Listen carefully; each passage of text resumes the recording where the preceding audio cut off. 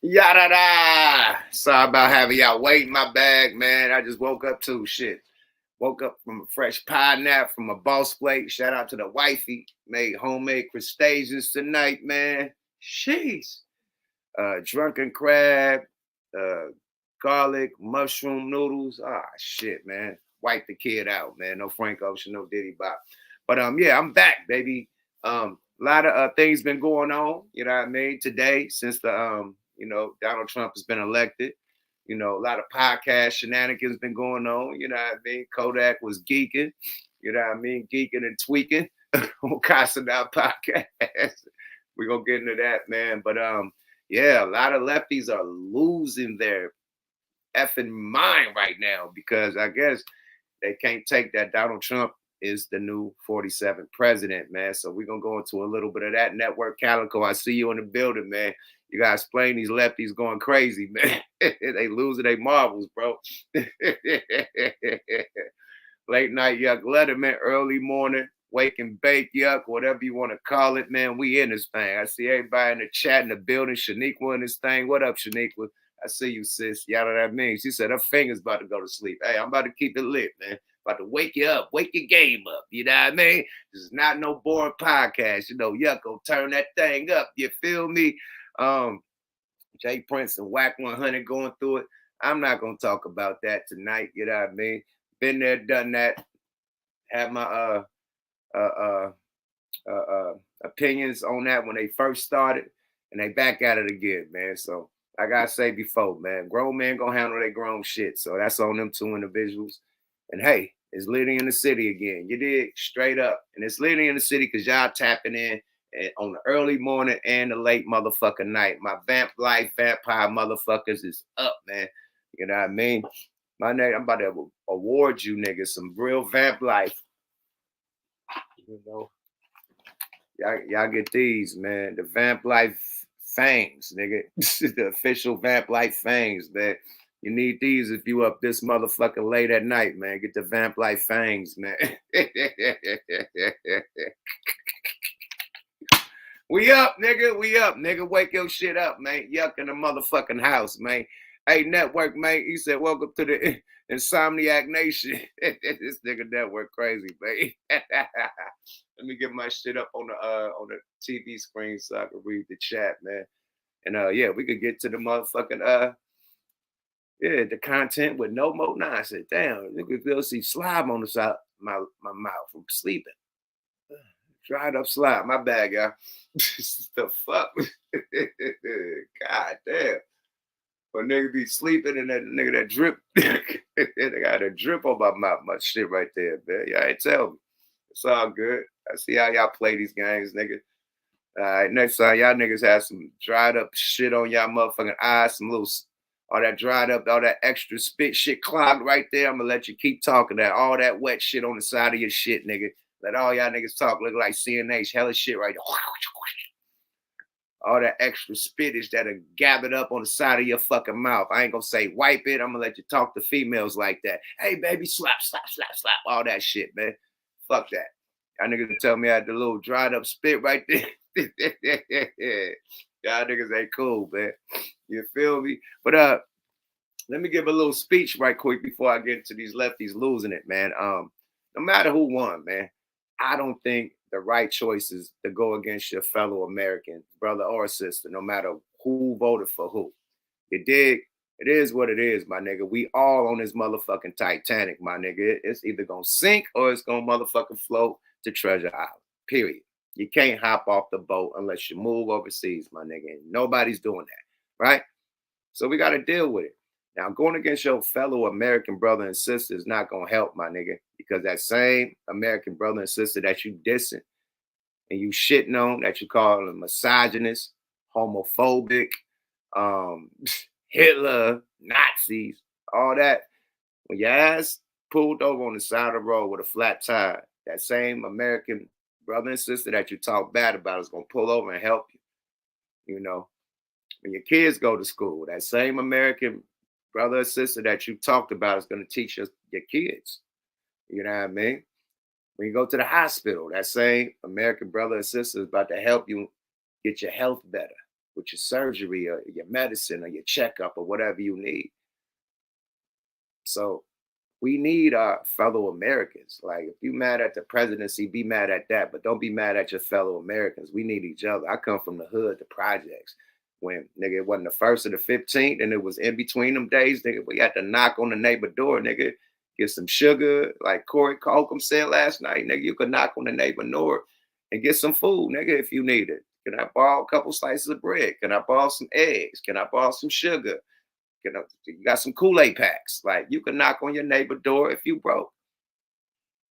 You know what I mean? And that's what life is about. It takes a village to raise not only a baby or to raise a kid. It takes a village to raise all of us. We all need each other help, my nigga. So let's not let this motherfucking election separate the Americans, bro, because we need each other more than ever. We all going through this motherfucking high groceries, high taxes, high motherfucking interest rates, no bank loans getting given out. You know what I mean? High rent, all types of shit, nigga. No jobs. We all going through this shit. So no matter how much you complain about who somebody voted for, you still in the same boat, my nigga. We still on the Titanic. This bitch gonna either sink or gonna go to motherfucking Treasure Island, man. So we don't need to go bad on each other over a fucking election, my nigga. Slow down, Turbo. In that case, let's get into the content with no more motherfucking nonsense, man. Lefties losing it, man. That y'all, boy, I didn't know it meant that crazy. I know, you know what? Fuck that. We're going to kick it off with, because Lefties losing now. We're going to kick it off with Kai Cenat and Kodak Black, man. My nigga Kodak back at it again. You know, damn, I ain't did a Kodak impression in a minute. I got to see this nigga talk. Then we're going to get it together, man. Let me see, man. I try to present the screen. What happened? All right, boom, share. My bad, y'all. Fair use. This is fucking Chinks Smooth on YouTube. Y'all follow that dude. He definitely have all the latest news in hip hop. Somebody responded. Lil Tjay responded, mad at Kai Cenat about the interview. And there's gonna be a little sprinkle of the interview. I really had Kai Cenat whole fucking channel up with the actual interview, but I think they edited out to where the parts where he was hella going crazy. But the live, he shit. So you got some of the live shit when he was going crazy on here, man. Fair use, y'all. Let's go, y'all. Yada. Taking drugs, he comes out and denies it. This was how Kodak Black was acting last night on Kai Cenat's stream. But that's why sometimes you can't always say, but at times when it feel good, that's what you say sometimes. Mm-hmm. Yeah. Thank you, my boy. Thank you so much. Hey, appreciate you. Thank you so much. Hold up, swole up. If that nigga just had the Michael Jackson Thriller eyes, what did he, was he eating a perk? They said that's when the nigga ate the perk. Come on, y'all, let's go. You gotta see them Thriller eyes, man. That nigga had the beat it eye, boy. Nigga had the don't. Nigga had the it's a thriller night. All right, let me get that back one more time, man. Them Thriller eyes was mangy, my nigga. That nigga is Scooby-Doo.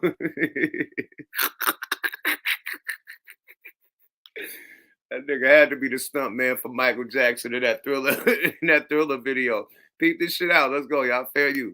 This was how Kodak Black was acting last night on Kai Cenat's stream. But that's why sometimes you can't always say, but at times when it feel good, that's what you say sometimes. Mm-hmm. Yeah. Thank you so much. Hey, appreciate you. Thank you so much. Them Thriller eyes, When I see you later. Okay. Hey. Okay. All right. My boy. Appreciate you. Again. Oh! When I do that, that means I like a body. You know? All right.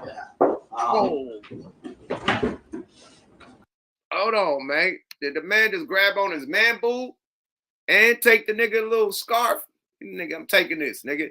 And hug the nigga and grabbed on the nigga man boob. Squoze his little squoze on him, man. No Diddy no Diddy parties. Oh, he squoze on that man. No Diddy party. No Diddy party. Whoa. Kodak. Flag on the field. Unnecessary rainbowness. What the fuck was that, boy? Pause. Shit. Nigga, he was mad. That nigga told Kai Cenat, he ain't going nowhere, nigga. I'm about to go to your movie theater. I'm about to sleep in there, nigga. I'm staying here tonight. I ain't going nowhere.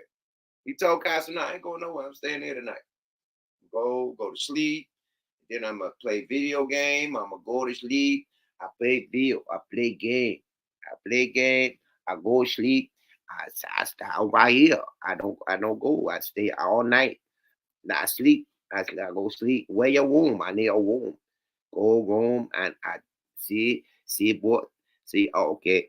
See I got a house and the people uh what they slept in my house for 30 days and the house is theirs now. I don't know what they yeah, and then shit yeah, this my song right here, my song that shit what she say all this this nigga was going crazy in that motherfucker. He didn't know what he wanted to say, my nigga. This nigga was going crazy. Let's go, y'all. Fair you. That was something, man. I'm not gonna lie, bro. Shit.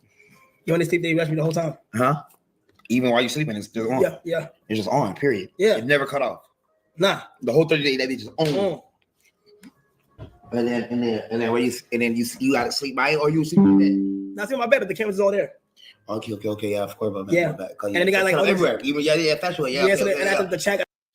This nigga is talking about security cameras. He said it's on 30 days. That's on hard 30 days. Even when you sleep or do you sleep back?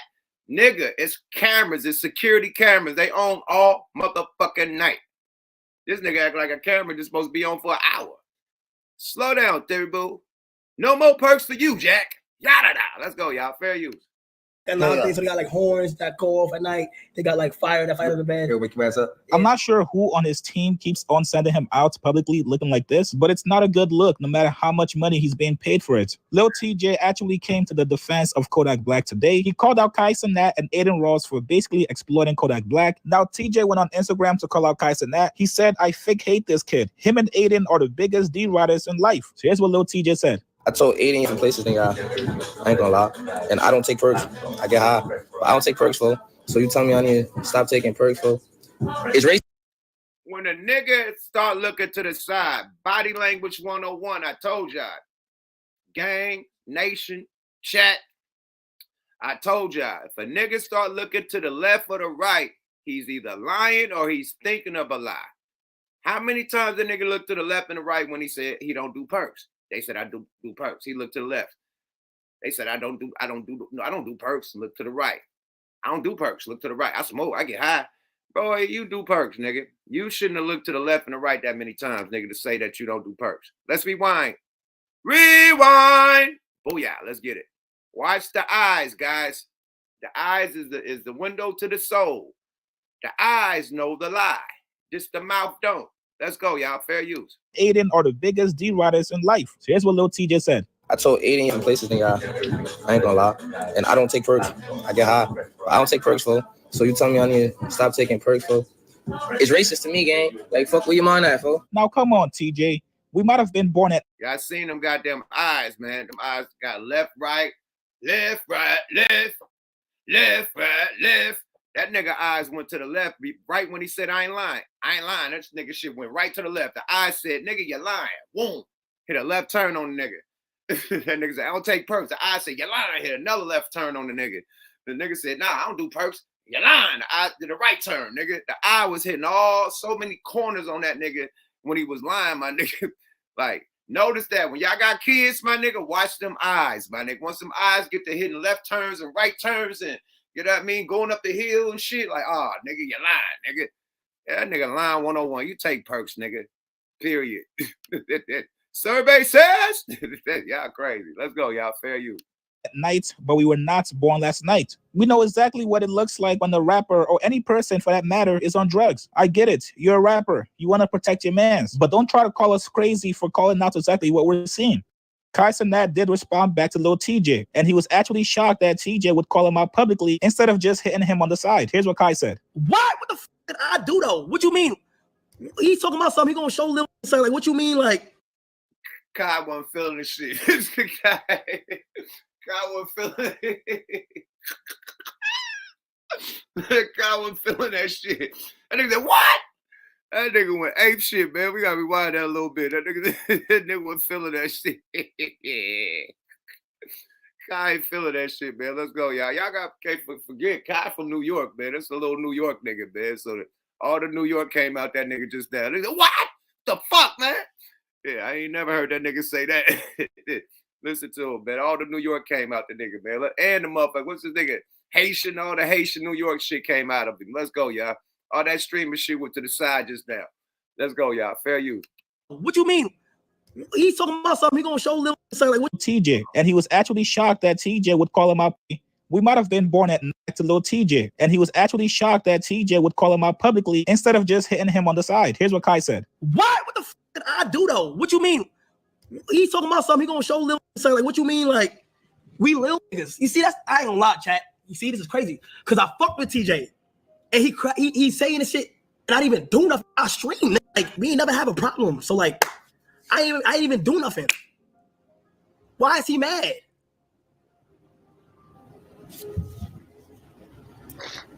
Nigga, we streamers.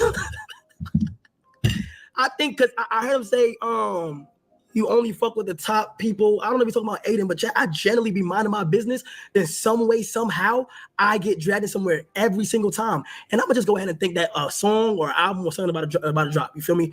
TJ, it's unfortunate that you didn't even like text me or nothing, like, or say, yo, this is what you did with him was cool. Like, I don't even remember you having a problem with me. So you saying that was like, damn. No, I'm sorry. I do not think Kai. All right, that's that. Enough. Shout out to Chink Smooth. Kai Cenat wasn't having that shit. What? What the fuck? The fuck I do? I agree with Kai Cenat, man. I agree with Nori. Y'all gotta check Kodak Black and make sure he don't come to interviews fucked up.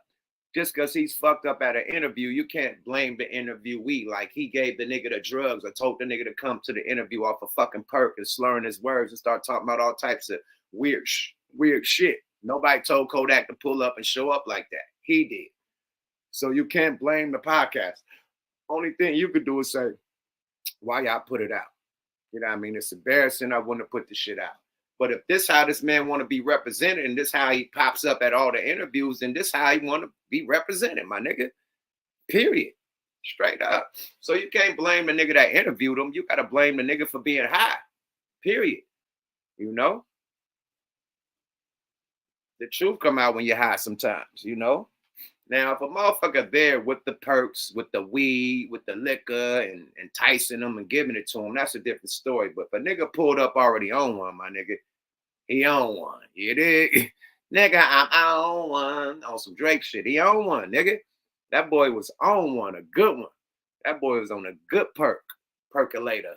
He was on a percolator, nigga. He was percolating. He was on a percolator, man. Hey, leave that boy alone, man. This nigga, let me play some shit from the house, man. Hold on, man. I had the house pulled up. Let me see if I can get the house pulled back up. Nigga was in the crib. Hold on. Let's see. This is when the nigga was running through the crib and snatching shit. Oh, this bitch, that's a big dog. This a big high. Nigga snatching hella shit.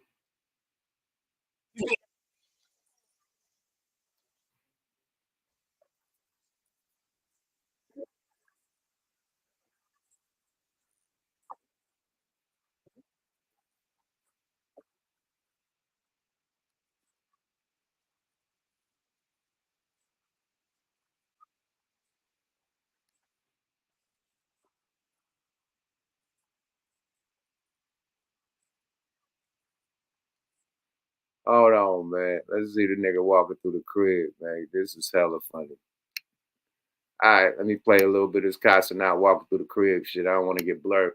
The nigga Kai Cenat definitely with them squads. If you play his shit, Blurpiante Records.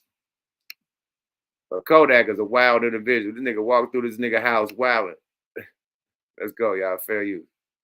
So I got this shit on super speed of Ellie. Yep. Let's get it, y'all. Fair use. Granny. Exactly. Granny. Exactly. They're supposed to say yakkery, I guess. Okay. Oh, yakkery. Yeah, not yakkery. Okay. Yakkery. Yakkery. Yeah. Okay. You get the top. Yeah. Come on, you can't get on the top. You know what I'm saying? Yeah. You gotta get the bubbles in the top. Yeah. Make sure you relax. You feel what I'm saying? This outside right here. Yeah. Then you come over here. Yeah. You feel me? Yeah. I feel you, my boy. Then you got the closet. Nice. I ain't gonna lie. I live here right now. I live. Yeah, yes, sir. Like that. Hold on. That's why I love you. Oh, my boy got the lotion right here. Not the baby oil, the baby. EOS, chat. Not the baby oil, the baby lotion. Not the baby oil. I would say EOS. That's what it's called. In the scent. This nigga said he got the lotion right here, not the baby oil, the baby lotion. Bruh, niggas is manly as fuck. That nigga said he gonna hop on top of that and get on the... Did he just hop on top of that motherfucker? That boy Liddy in the city. They said the new Bobby Brown. I'm done, man. The SID committee is in the building. They said the new Bobby.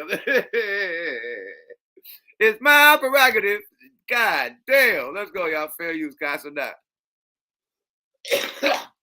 This is good. That's an EOS. I put in the scent. This is good. This is good lotion though. That's a prison term. What's the best drip? What's the best drip right now? Drip? Mm-hmm. What's your favorite brand? I ain't gonna lie, this is what I got going right now. Okay. I'm transitioning. Okay. You feel me? Yeah. How much for the Aries? How much for the Aries? That whole about $200. Okay. How much the chain? How much the chain? It's a setup. You feel me? It's a setup. Chat, he got like some snake. Some Bulgari. It's Bulgari, my boy. Bulgari? Yeah. Okay. Mm-hmm. Come over here. Yeah. I gotta show you more yet. Hell yeah. Hey, what this is? Huh? Sure. I'll be popping fireworks in as well. Ping pong table right here. Yeah, man. I ain't gonna lie, boy. This is a big ass high, my boy. This shit fat, my boy. This bit huge, bro. Yeah, my boy. My boy. My boy. This a bigger ass high. My boy. That's a big ass house, my boy. So yeah, they slide through the crib and shit, clowning and shit, man. Kodak Black funny as fuck. My boy. This is a big ass house, my boy. Yeah, my boy. I the bitch right here. I gotta go out it. Ooh, I think I eat. I go talk like it. Oh, it got lotion already. Got the lotion out the baby oil, the lotion. Hey, but you good boy. Hey, that nigga going crazy, man. Leave that nigga alone, bro. Leave that nigga alone, man. Kodak Black for president, my nigga. He got my vote. Speaking of Kodak Black for president, man, we now have a new president, man. The 45th and 47th president-elect Donald J. Trump. I ain't know that nigga's son was a motherfucking Manute Bol and shit. Goddamn Yao Ming. That goddamn Ben Trump is like 7 foot, nigga. You see that nigga towering Trump 6'5". Barron was like Shaq over that nigga, man. Where they get this tall ass? Why he ain't playing hoop? Why this nigga ain't playing for where Trump? New York, he need to be playing for the Knicks, my nigga. Barron fucking Trump need to be playing for the New York Knicks. Trump, this should be your first fucking basketball playing son. This nigga is tall as fuck. They say that nigga is a science experiment. I don't know what that nigga is. That nigga is a Nephilim. And what them shit's called? The Nephilim aliens? That nigga something, my nigga. That nigga tall as shit for no reason. That nigga ain't put a basketball in his hand never in life. Nigga just a waste of good height. That nigga could be Chat out there. That nigga put Wemby, nigga, with that long ass, tall ass arms, swatting the shit out of shit. Man, Trump better put Trump in that motherfucker, babe. But yeah, let's get to the lefties losing it, man. I couldn't believe, lefties is losing their motherfucking mind over this election, man. Life ain't over, man. I know you still got your job, right? Cool. Shit. You got it. If you still got your job, you good money. Shit, you shouldn't be doing all this wild shit everybody doing right now. It's getting ugly. Let's see the lefties lose it, man. This shit is wild out here. It's ugly out here in these motherfucking Trump streets, these Trump and Kamala streets, man. It's getting ugly, man. I ain't know nobody would be that goddamn emotional over an election. But let's see the lefties lose it over Donald Trump winning a fucking election. This shit is ridiculous and extreme and fucking crazy. Let's go, y'all. Fair use.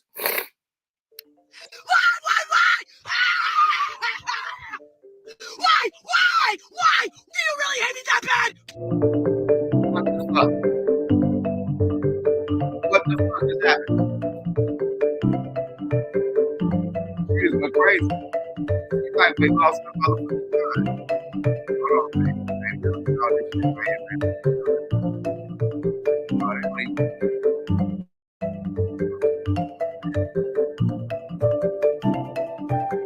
Do it, man. Race issues with Hispanics.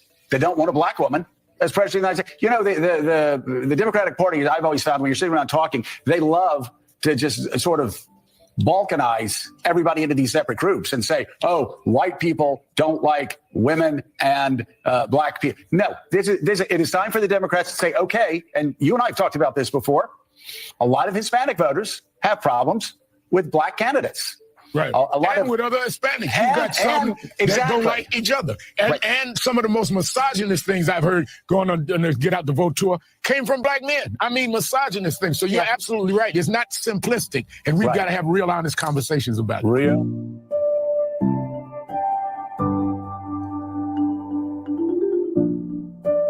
Everybody. I will be leaving the country and my dad will be staying blocked after this election. See you never. You voted against me. You voted against my right to live. You voted against all the women and their rights.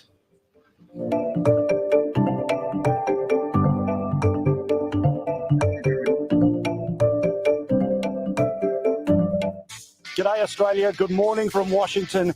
Hey, have you heard the news? In Alaska, what does that mean? The race to 270? Well, that is now over. Donald Trump wins the state of Alaska. And as a result, Donald Trump is once again going to be the president of the United States. Fair use. This shit is ridiculous. This shit is ridiculous. Hold on. Let me get to some more of the lefties losing it. Matter of fact, fuck this, because they got too much little. Let's go to Amanda Shields, man. She got the perfect ooh-out for this. Let's go to Amanda. Let's see what Amanda's saying. But them couple people talking about they leaving the country and the bitch shaking the steering wheel. That bitch. That was a coke heroin binge or so. That bitch needs some hop. I don't know what that was, man. I seen a hop head do that when he when he needed it, man. I seen a hop head doing that one time, man. I don't know, man. Let's see, where Amanda Shields, man. She says something straight though. She says a little thing why she lost, man. Fair use. Let's go. Okay, so over the last year, I think a lot of us on the channel have enjoyed very, very fresh take on the election. To me, make sure you like the video and subscribe. Let's get it. Can't ignore your base and win an election. It's just what it is. They might, have some tricks up their sleeve and whatever the fuck, but can't be a black woman running like a white man and win an election. Not for the real ones, at least. Not for the real ones. Not for the ones that actually know what the fuck we're talking about. Yeah, her base, Sticky, her base. Yeah, you can't run and ignore your base. Your base are the people who are not. It wasn't, you can sit here and say, oh, it was Latino women and white women, but what you're ignoring in the fact is that there are bunches and bunches and bunches of people who simply did not vote. Yes, and a lot of her bases voted for Trump because she did not give them anything interesting to vote for. Obvious is that there were incredibly large swaths of people that begged to be seen. Fair use. Bingo flamingo. A lot of people voted for Trump because she didn't give us nothing to really, she didn't give us no motherfucking nothing to chew on. Like no Frank Ocean. She didn't give us nothing to really bite on. You know what I mean? She just gave us, okay, let's be realistic, right? An American economy today, even if you got money, is the bank going to give you a loan? Especially if you're a first-time buyer and you're on the 3% FDA loan, right? Whatever that shit called. You're on a 3% loan. You got $25,000 only for that loan. Is the bank going to give you a loan for that $25,000? That's the question. So, okay, you gave somebody $25,000. It doesn't guarantee they're going to get a loan for $500,000, you know what I mean? $250,000. It doesn't mean that. It depends on the bank and it depends on, the people, because the bank be discriminating like a motherfucker, as far as this housing shit. Y'all know, certain ethnicities, get shifted to the left because they don't want them to buy houses, acquire houses. So you got to go through that fire hoop also, right? And then that $25,000 that you're giving an American, who's paying for that? It got to be the taxpayer, because the government don't got just an extra $25,000 to give all these millions of Americans money for free. So the taxpayer got to pay for that, right? So we really just giving ourselves a loan, my nigga. So that we have to pay back, right? And it's not guaranteed it's gonna get a motherfucker a crib. And y'all act like y'all gonna get that 25,000 just to play with it. Nah, get approved for a house and boom, here's the money. So that shit ain't gonna do nothing for nobody. And the Roe v. Wade shit was already passed. And when I guess when the new administration came in, that shit passed. The Roe v. Wade got reversed. So females all depressed and saying that their life is over and shit. Your life wasn't over 2 years ago, 3 years ago, 4 years ago. And this law has been Supreme Court since then. That shit he's not about to reverse it right now. It's been reversed. That shit been going on for 3.5 years, almost 4 years. Your life wasn't over. So this is bullshit. Like everybody is just tripping over bullshit. Let's go. Fair use. That begged to be seen. And they were ignored. He's speaking to all of those people. Let me speak to all the people that he's forgetting. Let me make them feel home. Let me make them feel safe. Many of you watching right now, you're going to have to be forced to wake up in these next 4 years and realize that it's not just about fucking you. You're going to be forced to realize that the only way that this person and this faction, this fascism, this version of fascism, because it's all fascism, the only way that it gets dealt with is by connecting with people that are not you, that are not like you, with seeing the people that are not like you and making them feel at home. I think Amanda hit that on the head.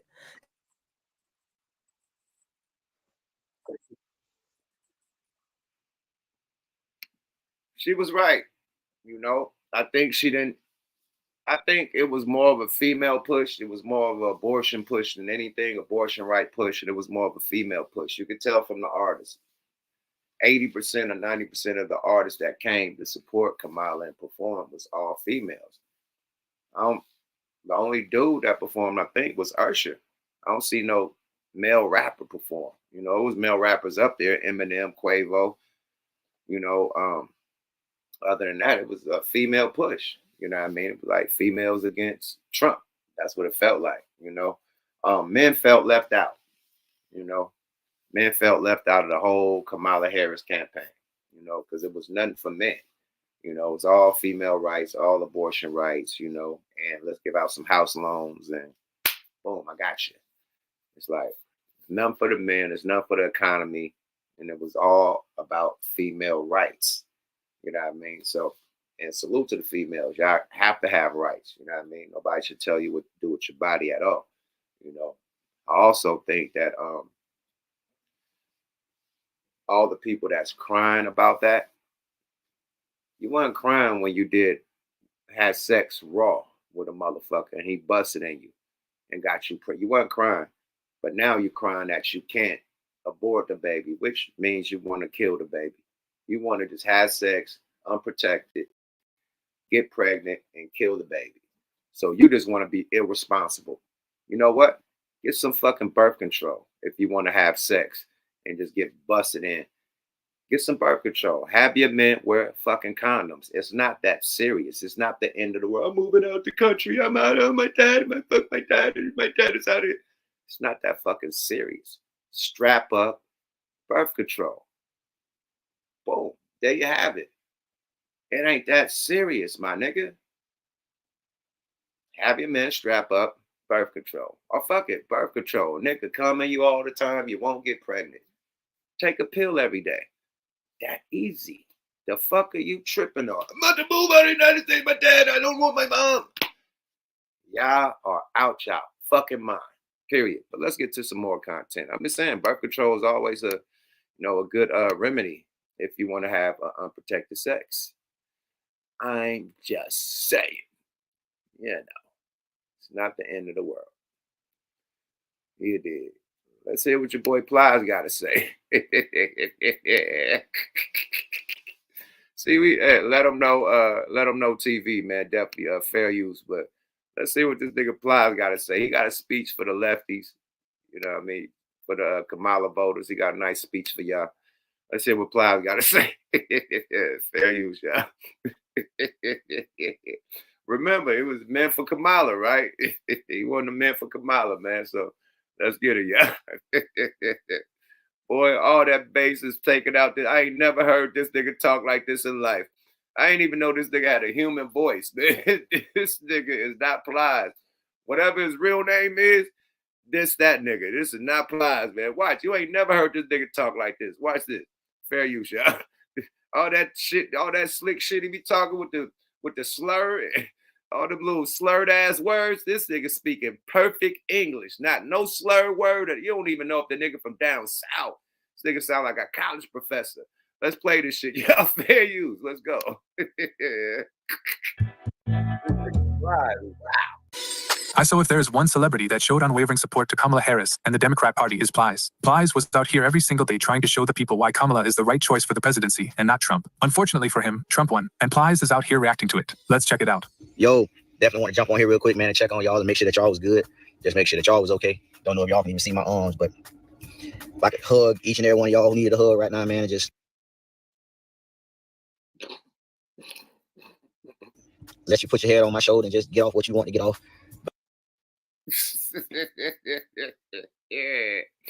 Perfect English. Look. God knows I would. I was just hold on, man. Thinking to myself, man, I wish I had something big enough that I could invite whoever wanted to come just to sit around and do nothing and just check on each other and make sure that each other was good and everybody was holding up. Okay. I don't ever watch the election night. I always catch it the following morning. Well, at least I did the last election and this one. So I'm pretty much getting the information that a lot of y'all probably had last night, probably a little over an hour ago, and just kind of processing a little bit of the information to me, and definitely want to jump on here and let y'all know just because the person that you felt. Man, you see this proper English talking ass nigga, man, that shit is an act, man. All that all that slang word, the yike, the pipe, the ike, the stike. I'm in the pipe, I got the yike. I got the bike. I'm in my bike, I'm bike. When that nigga said perfect back, like, man, that's fake. All that bike shit, that nigga ain't talking bike. This nigga talking perfect English. All that country grammar shit, that's fake. I got the bike, I got the bike, I got bike. I'm bike, I strike bike. Nigga, no, perfect English man right here. You hear it. Where's bike at? I'm waiting for this nigga to say bike. I'm just saying, y'all, fair use. Should have won, didn't make it across the finish line. Don't for a second allow yourself to question your beliefs and what it is that you stand for. Because just because some results didn't go how you foreseen them to go, it doesn't mean that you're wrong about anything. All elections mean, or anytime somebody voting on something, is that this group of people, the majority, wanted to try this over here more so than they want to try this over here, for whatever their reasons is. One thing this election did teach me is something that he knew is something that I didn't know. That character no longer matters. That all the dark and divisiveness and all the things he said, he knew people wanted that. I just didn't think that they did. When I just watched this shit by you, it let me know that your character don't matter, nigga. Because you are faking it to make it, my nigga. Where is all that bike? Where all that country grammar at, my nigga? You're talking like a college professor right now, nigga. I want to come to your motherfucking college course right now. What school you go to? This nigga's not talking like them goddamn raps. Where is bike? Bike. I want this nigga to say bike. He's talking perfect fucking English. This shit is an act. This is crazy. Let's go, y'all. Fair use.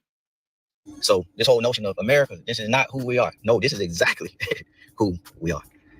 And again, I'm a firm believer that God don't make mistakes. And I know at some point in time, he will reveal why this went the way that it did. And to the end, man, I just want to continue to tell y'all to still stand for the things that you believe in, no differently than I do. And definitely want to tell y'all,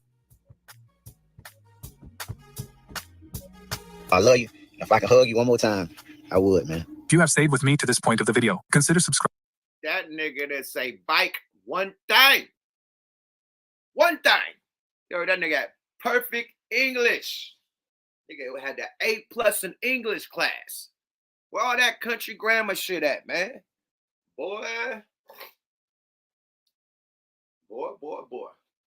Digital hugs, man. Yeah, that nigga just gave niggas digital hugs. He said digital hugs. Hey, the nation going crazy, man. He just gave y'all a digital hug, my nigga. If I could hug you. No Diddy Bop, man. He talking about hugging niggas. Stop, man. Nigga, he did some shit. Stop, man. God damn, he tried it. He really tried it, my nigga. That nigga tried it, man. Plies, stop, my nigga. I know they gave you a bag, my nigga. You got paid. It's over. It's over. They didn't pay you to come back and say this shit, my nigga, and just fuck up your image with this good, proper English. We thought you was a gangster thug, gun slanging, dope slanging, nigga, ghetto grammar, specialist. Nigga, you had words that nobody, nigga, I'm bike, not back. I'm bike. Nigga, you had words that nigga ain't never said down south. Nigga, I've been down south and rap a lot for hella years. They ain't never heard a nigga say he coming back, say he coming bike. I coming bike. Nigga, you was saying new country grammar words that has never been heard in life. Nigga, down south. And nigga, you are speaking proper English, nigga? Come on, man. That shit is an act, my nigga. He just disappointed me, man. He disappointed me, man. They said he Vance Jones.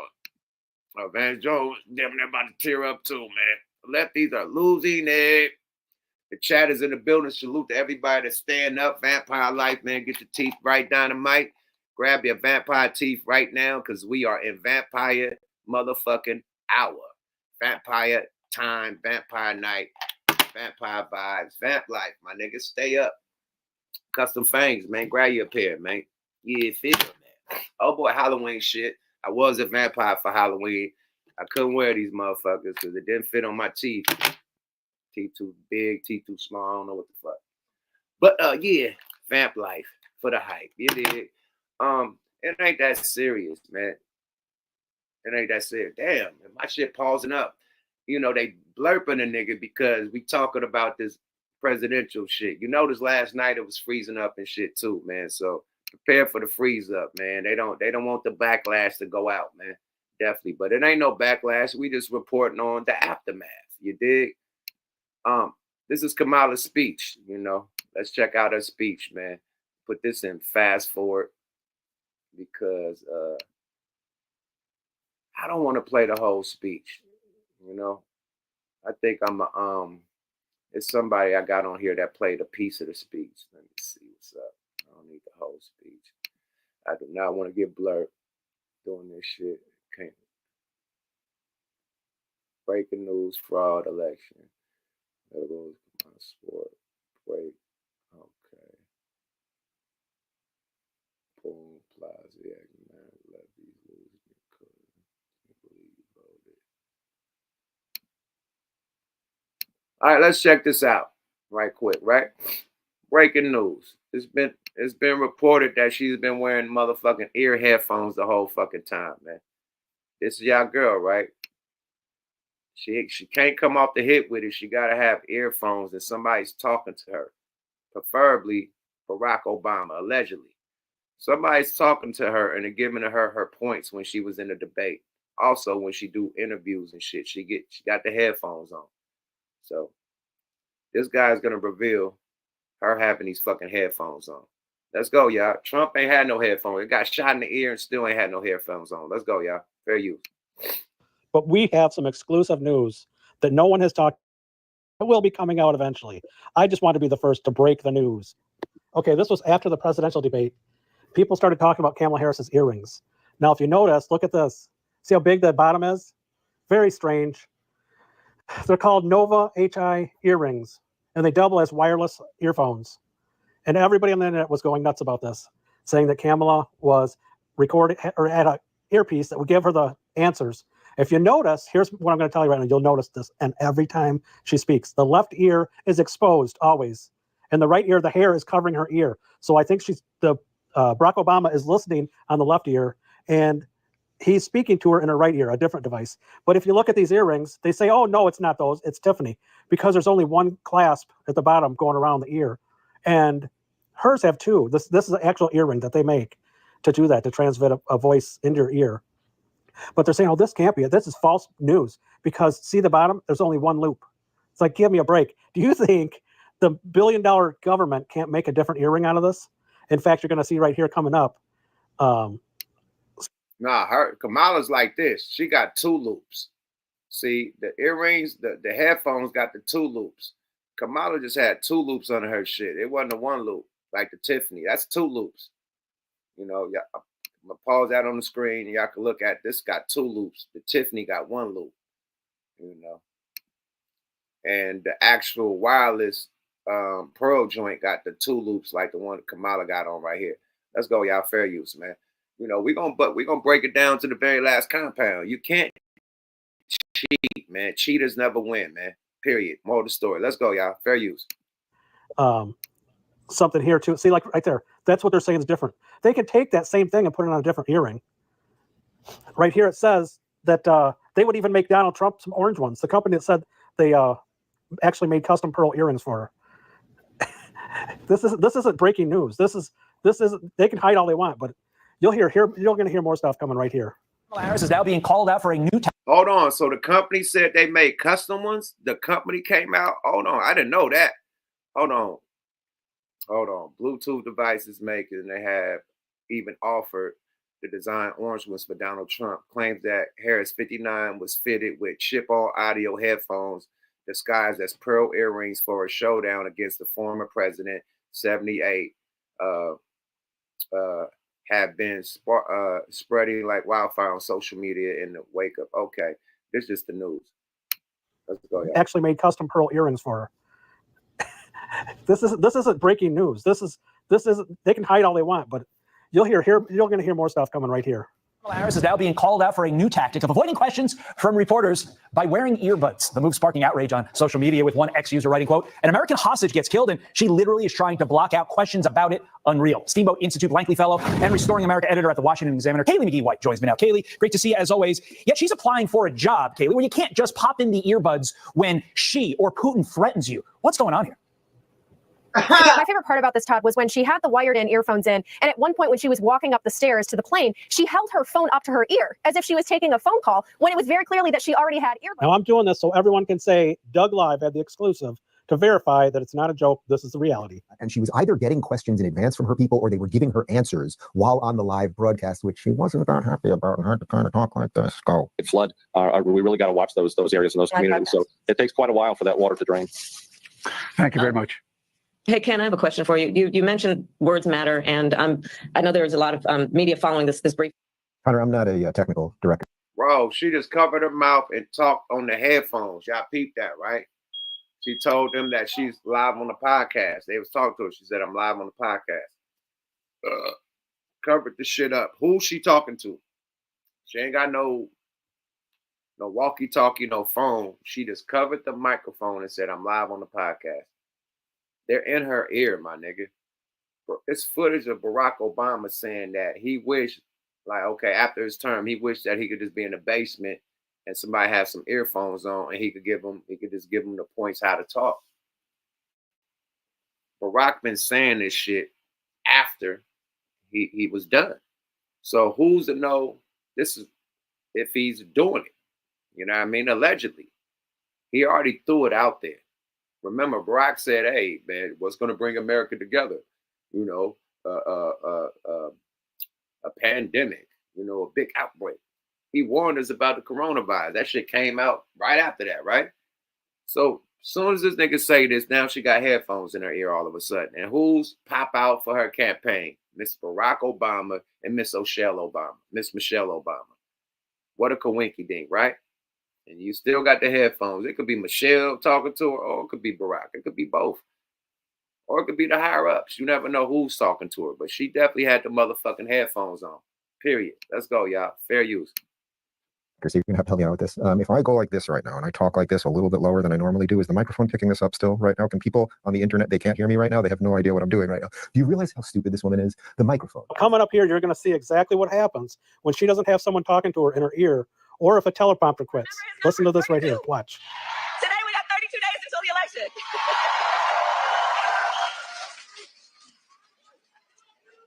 So 32 days. 32 days. Okay, we got some business to do. All right. 32 days. And we know we will do it. And this is going to be a very tight. Look how she's looking up for the teleprompter. She's looking, her eyes is like, teleprompter, save my life. Save me now. Save me. Emor, save me. She doing the Emor, save me, man. We got to rewind that, man. Fair use, man. Look at the eye. I told y'all, man, look at the eyes at all times. Watch her eyes while she trying to talk. She's looking for help. Her eyes said, teleprompter, save me. Emor, save me.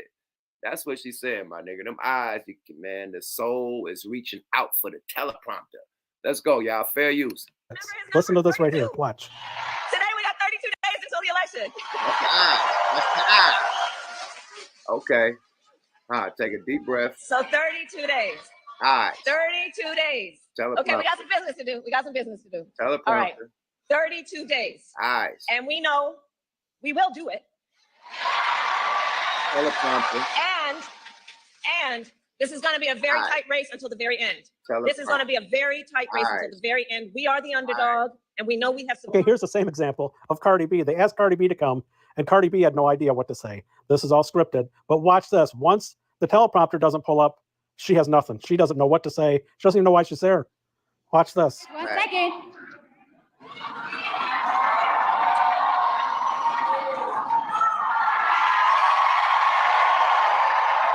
Okay, so I don't take lightly the call. Sorry, guys, I'm a little nervous. I'm a little nervous, guys. I've been waiting for this moment this whole life, my whole life. I need patience over here. Patience, where are you, girl? I need patience over here. Fair use. Patience is her, I guess, her assistance. So she's saying, patience, bring my phone, because the teleprompter just ran out on Cardi B. Her speech was supposed to be on the teleprompter. That's why when she came on stage, she pointed and, and said she was nervous because the teleprompter went out on her. Peep this, teleprompter fumble ups. They had a lot of fumble-liars. Flag on the field. Improper breakage of the teleprompter. Let's go, y'all. Fair use. Hold on. How you guys doing tonight? How you guys doing tonight? Are we ready to make history? Are we ready to make history? Are we ready to change these 4 years? No. Are we ready to change the next 8 years? Because we're going to make sure we have Kamala Harris in office for 8 years. And last but not least, we've got the person talking into her ear right here. People would ask me, knowing what you know now, do you wish like you had a third term? And I used to say, you know what, if I could make an arrangement where I had a stand-in, a front man or front woman, and they had an earpiece in, and I was just in my basement in my sweats looking through the stuff, and then I could sort of deliver the lines, but somebody else was doing all the talking and ceremony, I'd be fine with that. Okay, here's the example. If you listen carefully, you told y'all this nigga said that. Y'all be thinking I'm lying. There's the proof right there. Let me get this screen, man. Let me get this screen. See, y'all be thinking I'm lying. He just said this shit. What did he just say? I told y'all niggas, I said that. I didn't even know this was on this. I was going to really try to look that footage up, but it just popped up. Look how God worked. I told y'all niggas, he said he could run a third, but he'd be in the basement in his sweats and fucking, and if they had an earpiece, whether it's a man or a woman, why would he say or a woman? Hint, hint. Why would he say or a woman? It's by design. They put him and her, they knew they was going to alley-oop it to Kamala. Period. He's too old. That's why the nigga said a man or a woman.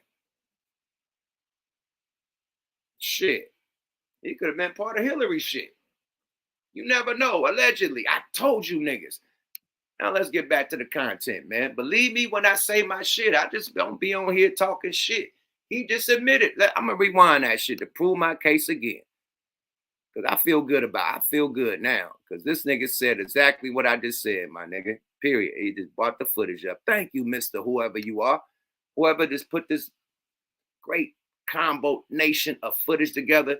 Here's the man saying exactly what the fuck I said. Let's go, y'all. Fair use. We've got the person talking into her ear right here. People would ask me, knowing what you know now, do you wish like you had a third term?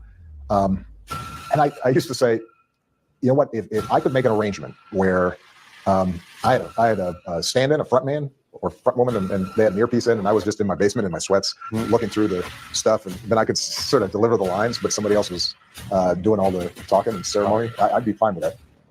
Okay, here's the example. If you listen. So peep that. He said, if I can make an arrangement. Listen to words. He didn't say if he'll do it. He said, if I can make an arrangement. Make an arrangement. They said, what if you third term? He said, you know what? If I could make an arrangement, I would do this, and the third, and the earpiece, and my sweats for a man or a woman. This shit is a play, my nigga. Period.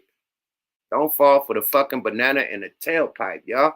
This shit been a play. That's why they talking about they need to get rid of Barack and Michelle and Bill Clinton and get rid of that whole regime. They saying the whole Democratic regime is boof, and they need to replace it with some young, new, innovative people that understand the people of America. They saying that the Democrats are out of touch, and that old Obama regime, they calling it the Obama regime. Why would you call it the Obama regime? And this nigga is not in the presidential camp. He's not president right now.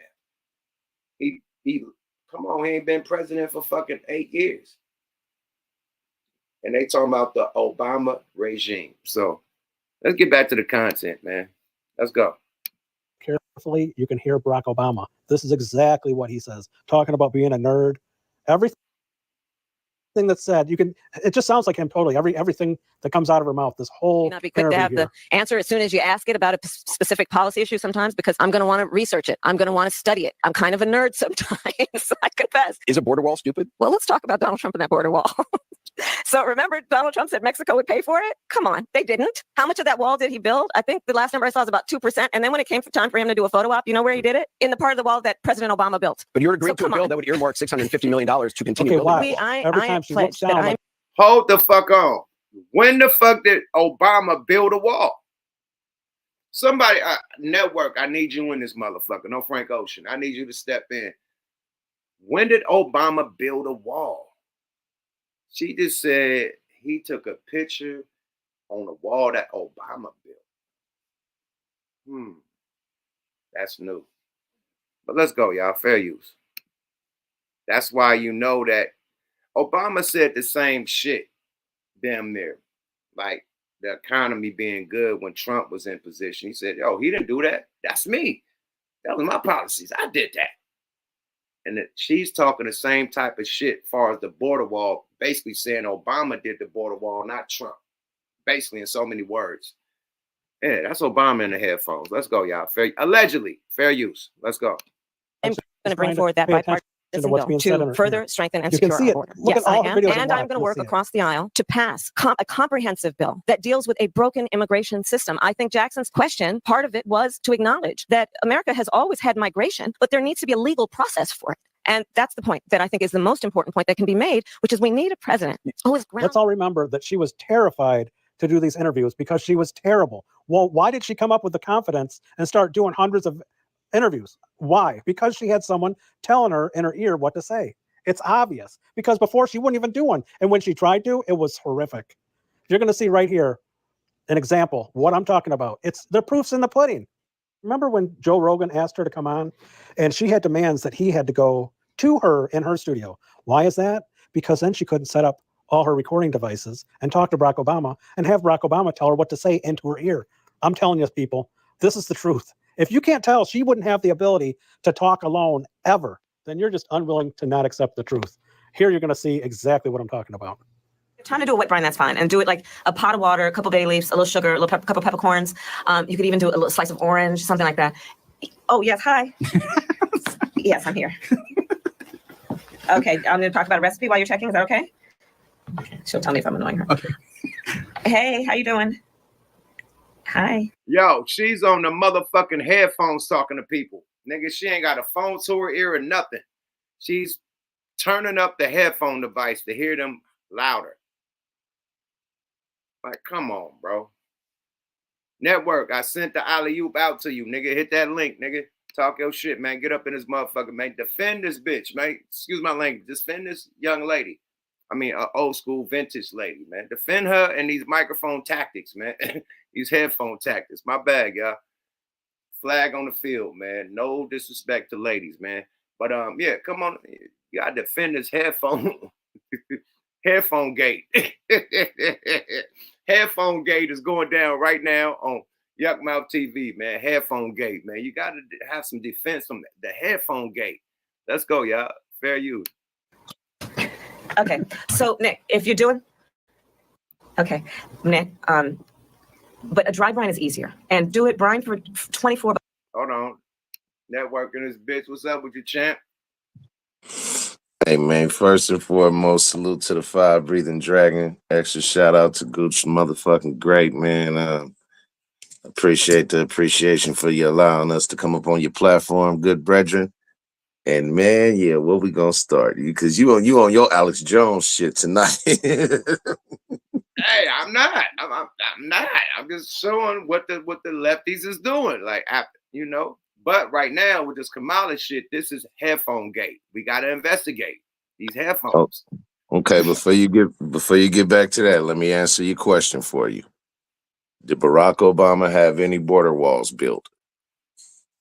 According to Wikipedia, at the time, DHS had spent $3.4 billion on border fences and had built 640 miles to 1,030 kilometers of fences and barriers as part of the Secure Border Initiative. In May 2011, President Barack Obama stated that the wall was basically complete, with 649 miles to 1,044 kilometers of 652 planned miles of barrier constructed. So out of 652 planned miles of wall, they completed 649 miles of it under Barack Obama's term. Okay. You know what that is? 640 miles. That's about the size of California, damn near, almost the size of California.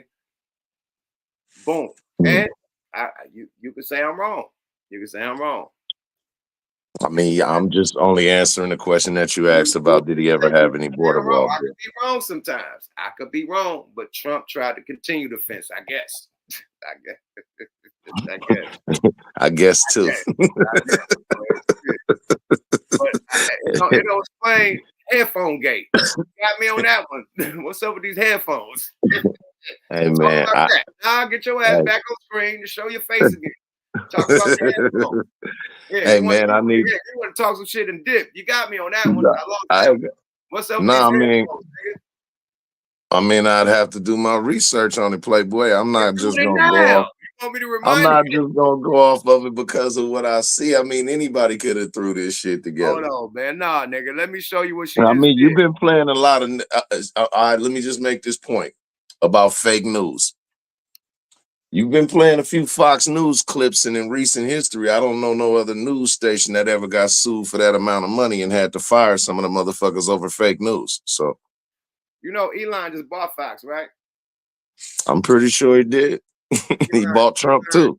Elon bought Fox, my nigga. So allegedly, I don't know if it's true, but I just seen some shit that Elon bought Fox for hella money, like hella. Too much money, like how he paid too much money for Twitter, he paid too much money for Fox, nigga. I mean, but when you got billions like that, I mean, that shit ain't too much money to a nigga like him. Like at his point, when you the richest person in the world, didn't he pay like something like 20 billion for Twitter, like some crazy shit like that? Like he paid a lot of money. He paid a lot of money. Double-digit billion number for Twitter. How much did Elon Musk pay for Twitter? Hold on, he paid 71 billion for Twitter. That nigga paid $44 billion in 2022 to buy Twitter. 44 billion. $44 billion, man. Imagine what he have to pay to acquire Fox. They saying this is astronomical numbers, and the people are asking, like, where's he getting all this money from? Because if he paid 44, I assume this is just me just guessing. He gotta be. He probably paid a damn near 80 to 100 billion for Fox, my nigga. If not, if he paid 44, did Elon Musk purchase Fox News? Watch this.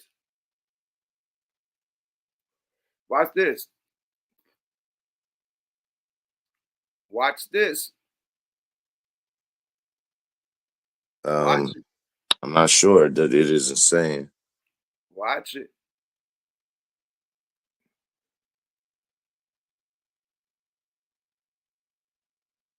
No, I don't see anything about him purchasing Fox News. They say currently, right now, Fox News is owned by Fox News Media, which itself is owned by Fox Corporation, and it's the most watched cable news network in the U.S. and as of Let me do my shit. 2023.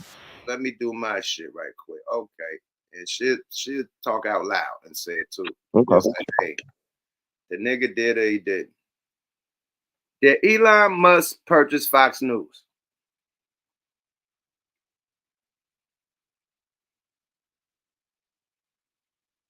Talk for us. Hold on, they said nothing on this one. She didn't say nothing on this one. Okay. I was just making sure it wasn't a me thing. Yeah, that bitch ain't said nothing on this. Yeah. Google was like, I don't know. Google's shoulders cut the dick out. Here it go. You're not dreaming. It's true.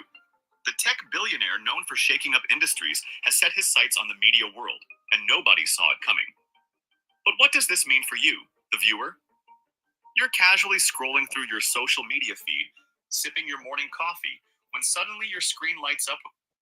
I don't know. This is a nigga that just got a YouTube, though. We ain't see it on the news. If he bought Right. Fox News, that shit. I'm pretty sure that'd be some breaking fucking news right there. Fucking news, man. So Yeah, that wouldn't be a nigga that just get him for clicks or whatever, man. So be. Yeah, that's clickbait right there. Yeah, that's probably clickbait, my nigga. Straight up. Elon Musk, I mean, definitely got the means to do it. I'm pretty sure if he wanted. I mean, you think about it, Elon Musk's net worth is $264 billion fucking dollars. That's a lot of fucking money. And they're about to put him over regulating American spending. Like he talking about he about to save us $1 trillion a year. You know how much money niggas gonna pocket back door? Like all the big niggas gonna be pocketing money, man. It's about to be a run up. Like I know how Trump and them do it. Them big corporations, Trump, all them kickbacks. It's gonna be kickback city, nigga. Them niggas about to be running on niggas, boy. They about to run the 57, 52 fake, 42 fake, and they definitely gonna look out for us a little bit, but they gonna look out for them a lot. Period. I know how Trump. We gonna look good out here, but them niggas gonna be running plays, nigga. I'm talking about super mega plays. Niggas off in the mood of Mars on our ass. Them niggas about to make mega plays, nigga. We gonna get the little crumbs. They gonna give us some little bells and whistles, and they gonna be in the background wiggling shit, man. The corporations about to get money fucking with Trump. That's why the motherfucking NASDAQ, all the stocks is going up. They know that this nigga about to make it good for them. Period. Must say when you to address when you said earlier about lefties crying, boo hoo hoo and the fuck who, cry, get the fuck over it, and do better. I think the biggest lesson to the Democrats should be that you follow down the same path as Mike Tyson, meaning that while that nigga was smoking and kicking it and drinking and partying with Death Row and fucking bitches on the other side of the ring, Buster Douglas' mama just died. And he ain't playing. He ain't playing no games, nigga. You know what I'm saying? So I think what ended up happening is that the Democratic Party got too relaxed with believing that their base can go any other way. Do I believe that Democrats have done more for not only the middle class, but Black communities in particular compared to Republicans over the last 60 years? Yes.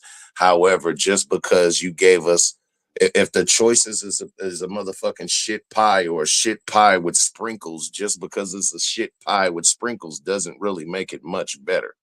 Only a little bit. So it's like, I hope that they learn from it. And I mean, I can't really, my thing is, nigga, crying ain't gonna fix shit. We learned that from Donald Trump. From the time that nigga lost the election, that nigga cried for the next 4 fucking years. The 4 years before that, when he was the president, that nigga didn't really do too much presidenting. All that nigga kept doing is holding rallies and campaign. Like, nigga, the campaign is over. Get to work. So now that it's all said and done, the smoke is cleared. Democrats, wipe your motherfucking weak ass tears away. Republicans, it's time to quit complaining about what the Democrats didn't do. Now it's time to put up or shut up because you're running the House. More than likely, I think all of the votes pretty much came in, but they so far ahead, you might as well give them the House. They're running the Senate and they're running the presidency, which means that now you have absolutely nobody to blame if shit goes left. But at the same motherfucking time, you have nobody to split the pie with. If everything goes right, you can take all of the credit for it. And everybody that was naysayers will be forced to drink a tall glass and shut the fuck up. Simple as that. My thing is, I don't like the division that's happening. You know, they saying that anybody that voted for Trump is homophobic. You know, they misogynistic. You know, they're against, you know, the rainbow people. You know what I mean? They're against women rights. You know what I mean? Birth rights and all that. I think that's creating separation. Like, anybody could vote for who the fuck they want to vote for. It's like basketball teams. You know, you like the Lakers, I like the Warriors. You know what I mean? It is what it is. Like, you can live another day, my nigga. Just because you like some basketball team, it don't got to be war, my nigga. So I think people are taking it too serious and too deep. Because at the end of the day, we Americans. I said that we gonna need each other before we disrespect each other. You know what I mean? Like I said, you know, you catch that flat tire, that same American that you went bad on is gonna pull over and help you with that flat tire. You know, your kid needed the football practice, basketball practice. That same American you went bad on is coaching your son and trying to make him the next NFL or basketball prospect. You know, so at the end of the day, it's unfair, man, because we are Americans. We are this country, man. The government, they just put the rules and the laws and, you know, check balances and shit and approve shit. But the Americans, the workers, the people that really make this shit happen, the inventors, you know what I mean? The people that, you know, the corporations, all that shit makes America run, not the government, my nigga. Period. Right. We are it's gonna still be here, nigga. We still gonna be working. But you know, we just trying to get our money back up or spend less. That's it. But that don't mean people need to go against each other and start funking with each other. I just don't like that approach. And for the Democrat Party to be the peace party, it don't look like that. It look like they want to do some January 6th shit. To me, you know, they wilding out. You know what I mean? Well, I mean, in all fairness, allegedly, we know who has done January 6th already. So I think that I mean, we all got our own views and opinions on how the division got here. You got some that's gonna say that it was long brewing, thanks to a lot in part to the Democrats and their policies. You got people that's gonna argue that the division in this country has never been as high as it was until the arrival of Donald Trump, but that's neither here nor there. At this point, I think the best thing for America would be a hard reset. You know what? Not to cut you off. I'm gonna keep it a buck. We didn't get these motherfucking militias and shit until Obama left, right? I think when Obama was in office, the militias started formulating. They got themselves together. Once Trump got in office, the militias was already trained, ready to go. They had their names, they had their uniforms, they already had their training, and they came out like, okay, man, fuck it. But they was already preparing when Obama was the president for 2 terms, my nigga. Like, I do all the conspiracy shit, bro. So I'm right. Well, who do you think that those militias? I seen them in the mountains training. As soon as that nigga became president, I seen kids. They was in the mountain training. I'm like, what the fuck is going down? And they was saying that, like, they employed some of these people. Like, when shit go down, like, they employ these people to come out in disasters when they ain't got enough police and shit. They employed these militias to come out and help them. Like, you've seen some disasters and shit or some wild shit. Like, you know what I mean? When you had little kids out there with rifles and shit, you're like, nigga, how old is you? You know what I mean? So they was, you know, like, getting in contact with these militias to help them on certain shit, certain militias they was cool with. So that shit formed when Obama was rocking. And then when Trump became president, they came out full force. Like, let's do it. Like, they revealed themselves. You know what I mean? What made you think? What do you think made them feel comfortable with revealing themselves when Donald Trump was in office, and what do you think made it start to be an uptick in the recruitment of those type of people when Obama was in office? You tell me, bro, because at the end of the day, I think that they thought that America was being taken over by a different race. And now if it's taken over by a different race, we need to, arm up, strap up just in case it go bad for us. We don't know if they're going to put us in slavery. If they're going to try to go bad on us. This is the conspiracy shit. They thinking Obama going to put them in slavery, send them back to, Spain, Europe, the conspiracy shit. So they loading up like, nigga, nobody going to take also they going to take their guns and shit too. So they loading up. Nobody taking my guns. Nobody sending me back to motherfucking Denmark, fucking Germany. That's been the paranoia of those types of people in America ever since slaves were freed. You have to understand that it was a big majority of slaves once freed just wanted them a little chunk of land and just to be left the fuck alone. However, the guilty conscience of the motherfuckers that impose these atrocities and tragedies on these people had it in the back of their mind to where they couldn't sleep right because that was haunting them, the shit that they did. So the paranoia in them made them automatically feel like at some point these motherfuckers are going to try to do this back to us. Well, that's something that you got to take up with God. That's your own. I mean, and it's been the playbook for so many times. Like a lot of the shit that gets put across in the media on both sides has a lot to do with spooky language and boogeyman phrases. They're coming in. They're coming to get you. You're going to lose this. They're taking over that. Fear is a hell of a motivator. That's creating a separation, I think, the fear. You hit it on the nose right there. Fear is a hell of a motivator. It's going to create separation. It's going to create confusion. At one time, information was easily kept away under lock and key. You can put it somewhere. But now that we live in the age of information where information is readily available at your fingertips, now the best way to hide information is not by lock and key. The best way to hide information is that if this is the truth, if this is the facts, since we can't hide it from you because we're in the age of information and it's going to be always available, what we'll do is we'll put millions and millions and millions of pieces of other kind of information that ain't true around it so it can get lost in the motherfucking sauce.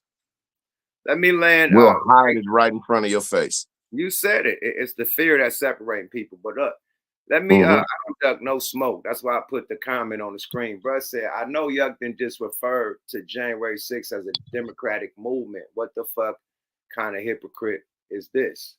Okay, is that? My thing is this, my brother. Why I said that. Definitely Trump supporters. Hold on. Let me answer. Let me answer very sufficient. And let me get the screen to answer this, my brethren. Okay, the reason why I said that, because this man almost got assassinated twice by somebody that was supporting the Democratic Party, that believed the rhetoric that he's Hitler, that he's a Nazi, that he's going to come and end the democracy. They believe that, and they try to assassinate this nigga twice, my nigga. That's why I said they on some J6 shit, my nigga, because this president got shot. Kamala didn't get shot. Biden didn't get shot. When the J6 happened, none of them got shot, my nigga. The police actually shot a protester for trying to come in and popped him.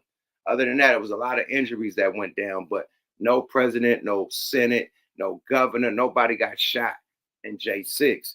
This nigga got shot, and they try to shoot him again. That's why I said the Democrat Party is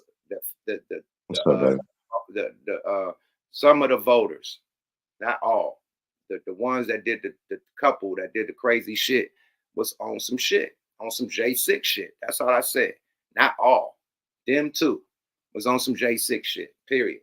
And just the J6 people, that being, Trump supporters, that don't mean all Trump supporters was on some J6 shit.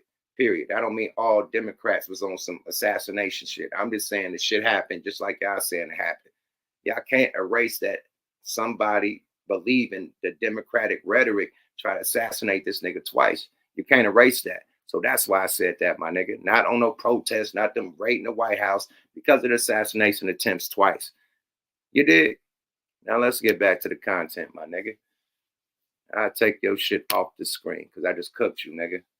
Period. Don't be questioning what I say. I have a whole motherfucking science of why I say it.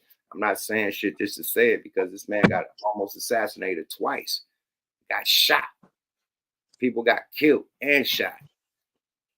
Because this man is a motherfucking Republican. Not because he's Donald Trump. Not because he got shot because he's a Republican, my nigga. Period. Just like J6 happened because them fucking people that raided J6 was all Republican voters. Period. You can't like say something is bad and they can't say something else is bad. They both is bad, right?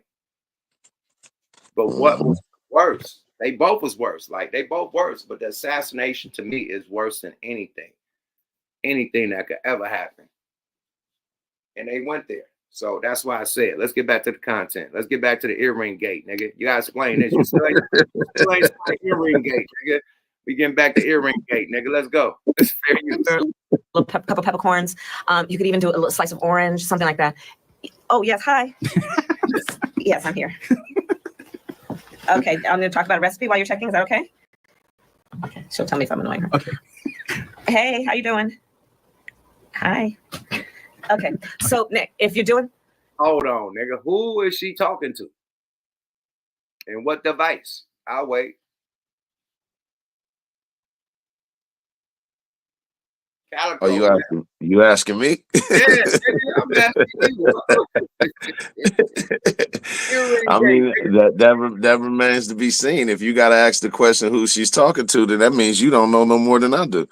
Nigga, anyway, is she on them earrings or not? Is she on the earrings or not?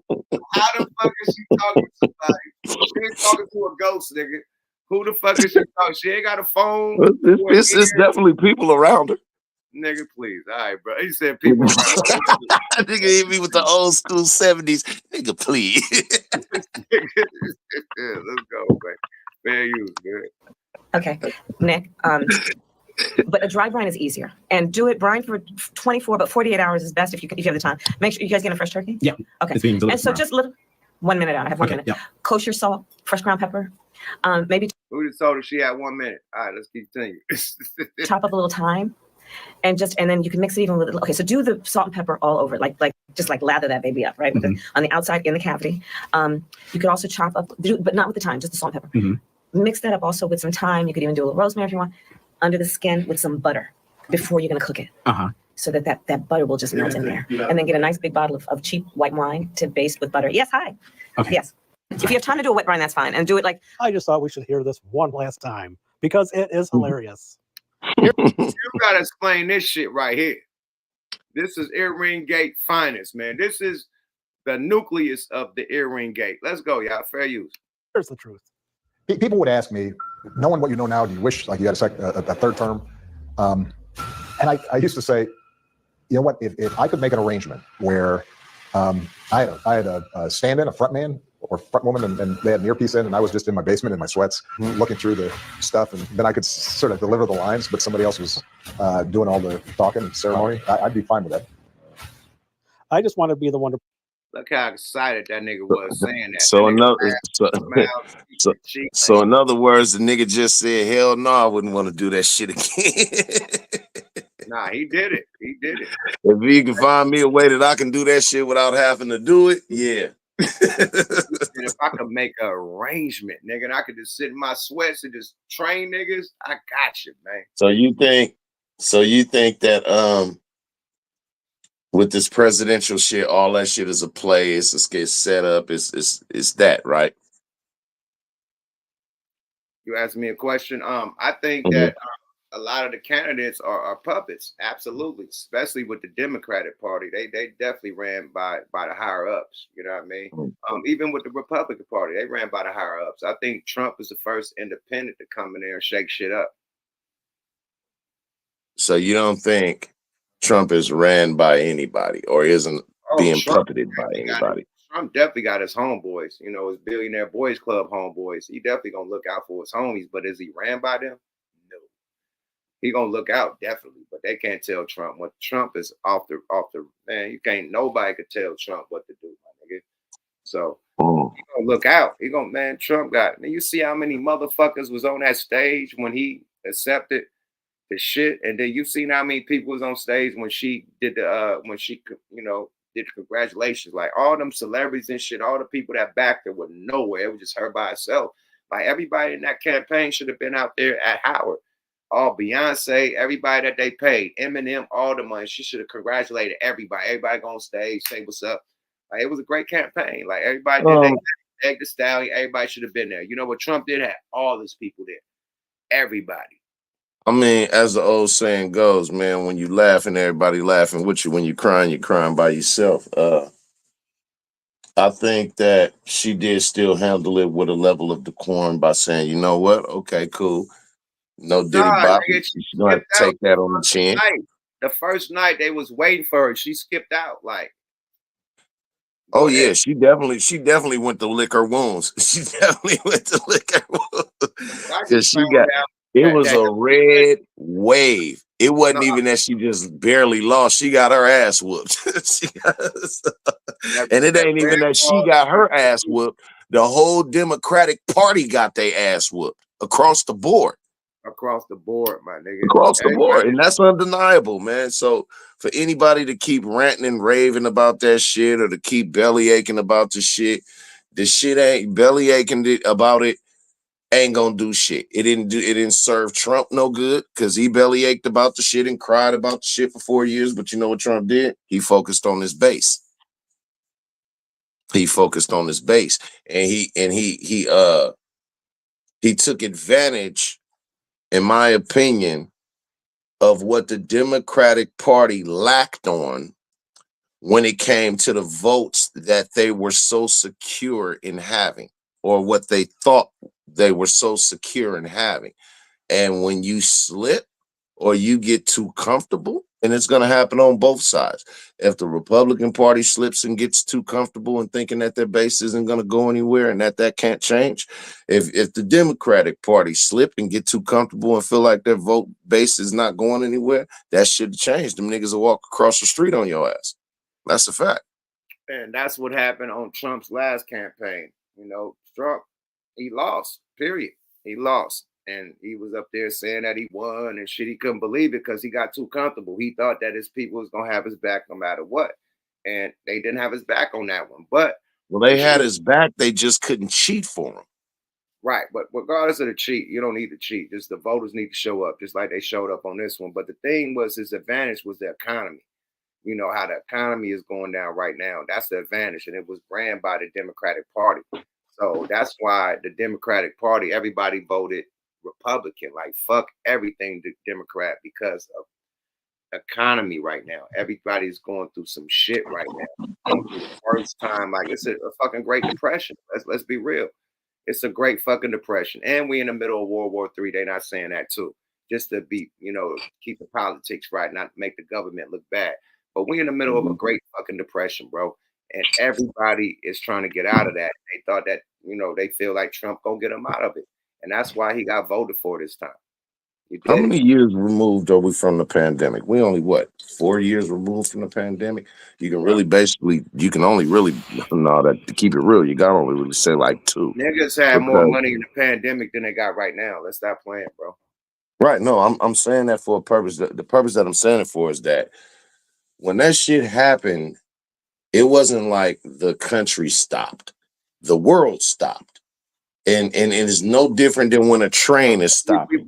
And you know how all the cars back up and pop off of each other.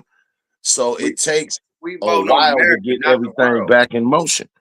We voting on America, not the world, my nigga. We gotta. No, I get what you're saying, but America, it it's tied into the rest of the world. We the hub of the world.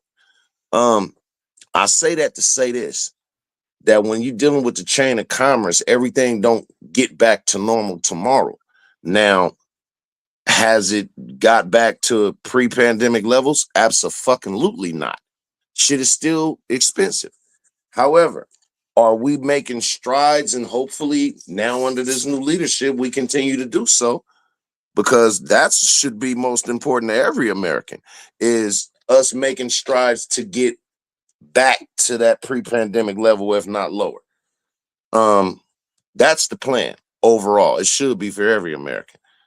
And hopefully under this new leadership, we're going to see that change. But has America been leading the rest of the world as far as getting back to that?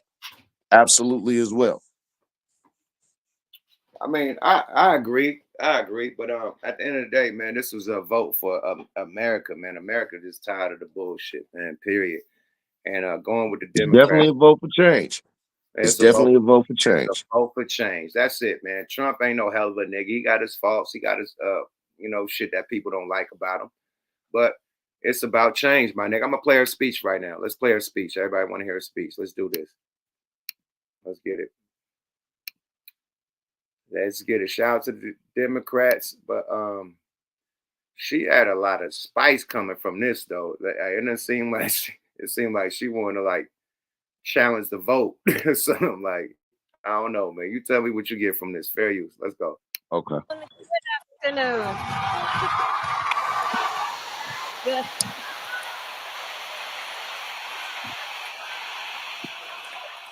Good afternoon, everyone. Good afternoon. Good afternoon. Good afternoon. Thank you all. Thank you. Thank you. Thank you. Thank you. Fair use, fair use, fair use, because they be blurping me. This is straight from Fox News. Nigga be blurping the shit out of niggas. So I'm gonna interrupt every so now and then. So get ready for it, y'all. Fair use. Thank you. So let me say, and I love you back. And I love you back. So let me say, my heart is full today. My heart is full today. Full of gratitude for the trust you have placed in me. Full of love for our country. And full of resolve. The outcome of this election is not what we wanted, not what we fought for, not what we voted for, but hear me when I say, the light. Oh, teleprompter is getting busy. Oh, look at the eyes. Boy, she looking for teleprompters left and right, my nigga. Let's go. Continue. Fair use. Of America's promise will always burn bright. As long as we never give up, and as long as we keep fighting. To my beloved Doug and our family, I love you so very much. To President Biden and Dr. Biden, thank you for your faith and support. To Governor Walz and the Walz family, I know your service to our nation will continue. And to my extraordinary team, to the volunteers who gave so much of themselves, to the poll workers and the local election officials, I thank you all. Look, I am so proud of the race we ran and the way we ran it. Over the 107 days of this campaign, we have been intentional about building community and building coalitions, bringing people together from every walk of life and background, united by love of country with enthusiasm and joy in our fight for America's future. And our teleprompter for America's future. I would just say it, man. This nigga a sore. Now you being a sore winner, my nigga. Them eyes is going everywhere, man. Them eyes is everywhere. Nigga, eyes is the window to the soul, man. And that you do know. Teleprompter, my nigga. You do know that it's not unnormal for most politicians to have speechwriters, correct? And teleprompters. I know that. Mm-hmm. I know that. They all got teleprompters and speechwriters. I know that. I'm just saying she needs a teleprompter every time she speaks and some headphones. Headphone gate, teleprompter gate.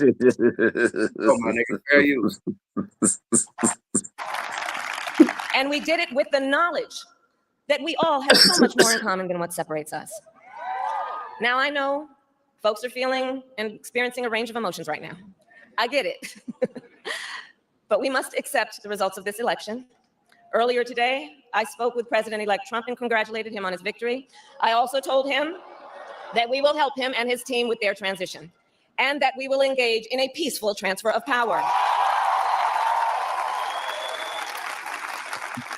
A fundamental principle of American democracy is that when we lose an election, we accept the results. That principle, as much as any other, distinguishes democracy from monarchy or tyranny. And anyone who seeks the public trust must honor it. At the same time, in our nation, we owe loyalty not to a president or a party, but to the Constitution of the United States. See, she's still kicking up dust. You talking about I'm a sore loser, a sore winner, nigga. It sounds like she a sore loser, my nigga. She ain't congratulating none of that shit. I mean, she did say they gonna, She said she called Trump and congratulated him. Man. Come on, my nigga. It sounded to me like she handling the shit with dignity. I know that the last election. Hold on, why is she getting angry? Like the nigga said, she got angry. We're gonna handle it with dignity. Like, come on, my nigga, you lost. Come on. Well, I don't know that the last election wasn't nothing like this, and all I heard was they cheated. They cheated. I didn't lose.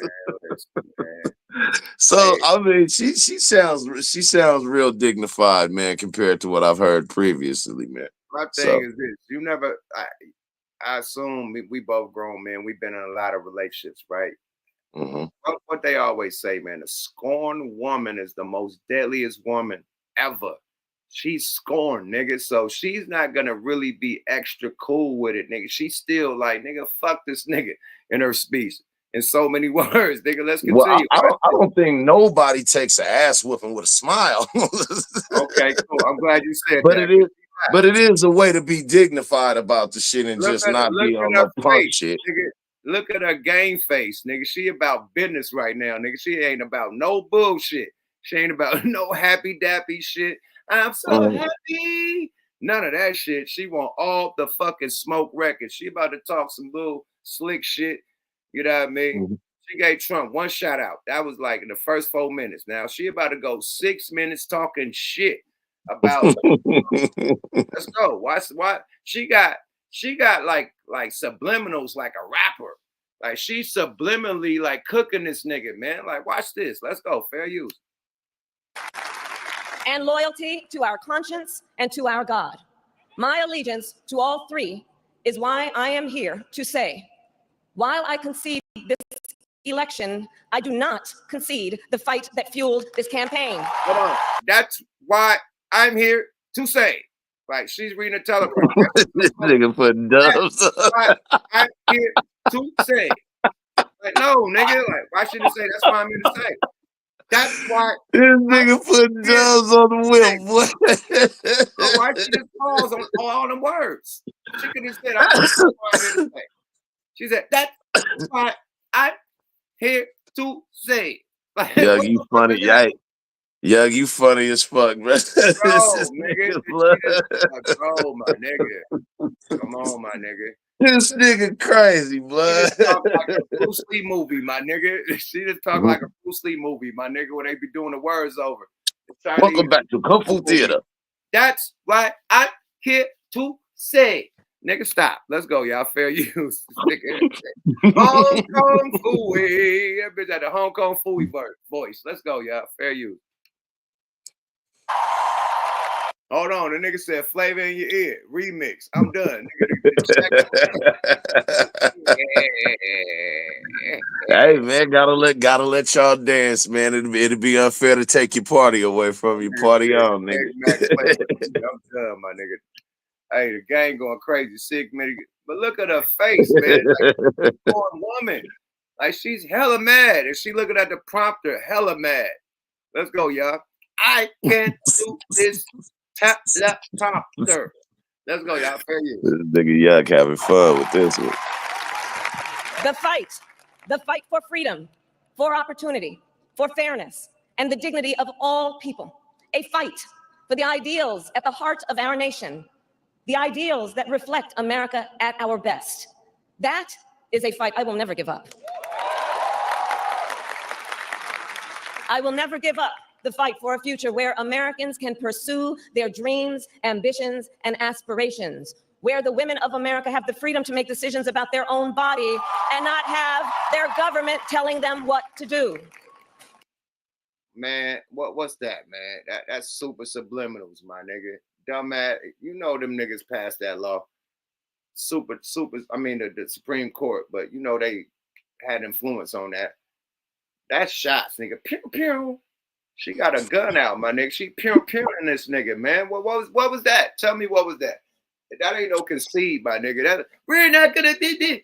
She's still trying to rally niggas against this nigga, man. They want this nigga to get bopped again, man. Pew again. No, come down. You come on, yeah. Allegedly, man. Like you might well say he Hitler and Nazi still. I don't know. I didn't hear it say that. I did hear niggas on January 6th saying hang Mike Pence. So I don't know. They didn't say that. Them niggas was wilding. Them Trump supporters was wilding. Like some of I them don't niggas know. They wild. Trump supporters is wild than the motherfucker. Hey, them niggas stormed the Capitol with pitchforks and bear spray, nigga. We know that, my nigga. Nah, them my niggas, thing is, the Trump nigga had on a bear outfit, nigga, and sat on Nancy Pelosi's seat. Nigga had like no drawers on barely. That nigga dookied on top of her desk, nigga. That nigga was wild. That nigga came in that motherfucker in a wrestler outfit with a bear. He like that old school wrestler that used to hold his hand and go, hoof. This outfit was so manly, bro. Have you ever played Spider-Man on fucking PS2? Boy, nah, I didn't. The new Spider-Man, Miles Morales with Venom. You fight a nigga, the Trump nigga. He come with the bear shit on, but he hella buff. I swear to God, he's one of the niggas, man. If I'm lying, look, Amazing Spider-Man. Is it that Trump nigga in the video game? Am I lying or not? Amazing Spider-Man. Your name is Amazing Spider-Man, nigga. You should know. The Trump nigga is in the video game. I ain't lying. That nigga got the bear outfit on, nigga, but he hella buff. He got the same shit on though. The Viking horns, man. Amazing Spider-Man. Look, he gonna say facts. Look, I told you. The Trump nigga is in Spider-Man, man. That outfit was so legendary, nigga. He's in Spider-Man, Miles Morales, Venom. He's in the game. That's probably where he got the shit from. Bro, I got this big ass motherfucking. Look what I got from buying the game. Look, I got this from buying the game, nigga. This big ass Venom Spider-Man. Wow. So yeah, this is from this game. Oh, that's dope. Nigga came. Oh, this is one of my biggest, dopest motherfucking statues. This motherfucker super that's crazy. Dope right there. Got Miles Morales and Spider-Man on that nigga. Mm-hmm. Yeah, that's serious. But yeah, I got this with the game. You got to order the collector's edition, and you get this big motherfucker. So I ordered the collector's edition. But yeah, that nigga. But see, what a lot of motherfuckers don't be understanding, because I was looking at the shit that's behind you too, all of the different figurines and shit, man. Them motherfuckers is actually worth some paper. Why niggas don't be understanding? Like, man, okay, nigga, you get you one of them unboxed. I mean, that's in a box like you got it. Funko Pops, oh, they worth money, man. That's what I'm saying. I've been collecting Funko Pops, but yeah, you get the right one, nigga. That collect and have on the collector ones that nobody got, one of the rare ones, nigga. They worth thousands of dollars, my nigga. So that's a fact. I collect these from the art side of the game. It's me being a cartoonist. I like figurines and shit, you know what I mean? Dope shit, you know, and shit that remind me of my childhood and shit. Hip hop figurines and shit, everything. So you know how I go. But back to Earring Gate and back to Salty Gate, because she's salty as shit. Right now. She's salty as fuck right now. Let's go, y'all. Fair use. Party on, yeah. We'll never give up the fight to protect our schools and our streets from gun violence. And America, we will never give up the fight for our democracy, for the rule of law, for equal. Hey, she's still shooting her cannon. Pew, pew. But look, press said, comics too, nigga. The reason why I'm a motherfucking cartoonist is because I used to collect comic books. That's how I learned how to draw, my nigga. Tracing comic books, my nigga. Go from the trace paper, tracing the comic books to being able to freehand that shit. So I can freehand. You know what's crazy, man? One of my favorite niggas to draw was Michael Jordan, my nigga. That was one of the first humans I drew besides cartoons, nigga. Just drawing Jordan, slamming on niggas. That was my favorite shit to draw was Michael Jordan, my nigga. So, yeah, I was just drawing my ass off just from comic books, and I started just making my own characters and shit and just learn from that. The only character that I ever drew, and it's probably because that was one of the damn easiest characters to ever draw, Mickey Mouse. was Optimus Prime. Oh yeah, that's hella squares. That's hella Yeah, squares. hella squares. I was fucking with Optimus Prime, like my like the best comic book to me. And it's crazy because I remember nigga getting on my bike, nigga, and riding from Cypress, nigga, downtown, not even downtown to Lake Mary. You remember the little comic, the little comic book store used to be right across the street from the library. Facts.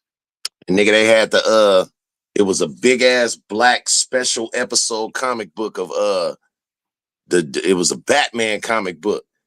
And in the comic book, the Riddler had fucked up Robin. He had beat him down hella bad and tied a bomb to that nigga. And it was up to the people to vote if you wanted to kill off Robin or keep him alive. And niggas killed Robin off.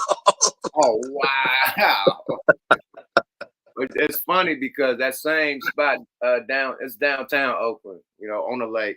We was grinding, you know, we had that. I grew up right there. So my uncle Mike, rest in peace, you know, he was the first nigga collecting comic books. He was drawing shit too. So he taught me how to draw, put me right comic book shit, X-Men, fucking Avengers, you know, X-Factor, nigga. I was into all that shit, man. The Transformers, G.I. Joe. Nigga, I'm talking about just Marvel comics. I was a Marvel comic nigga. DC, I really didn't fuck with it, but Superman and Batman, other than that, whatever, my nigga. But Marvel comics, nigga, I was Marvel comics fuck out. Remember when the Teenage Mutant Ninja Turtles was savages? That comic book when they was murdering. They was sweet, nigga. They was cutting niggas' heads off. They was slicing niggas. It was gore. Like it was gore. Book. They was destroying shit, nigga. That was some of my favorite niggas to draw too. The real ninja, not the cartoon shit. The niggas that was destroying and slicing and stabbing shit and nigga slicing heads off. This is in a comic book. The first ninja to not the bullshit, little cuddly shit they got right now, nigga. Them that's soft. Nigga, them niggas shit was ape shit, boy. I used to love them. First ones, nigga, with nigga. You ever read? Man, you ever read the Walking Dead comic books? Nah, I ain't read those. Oh, hey, yuck, fuck with them. Them motherfuckers. Like the TV show The Walking Dead is cool, but nigga, you know how like you can get a whole lot more in depth when you fuck with them comic books, man.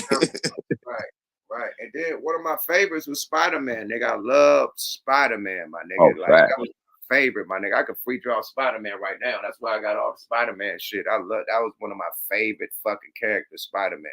Because like in the 70s, like they only had 2 fucking movies. They had a Spider-Man, no 3, a Hawk movie, a Spider-Man, and a motherfucking Superman.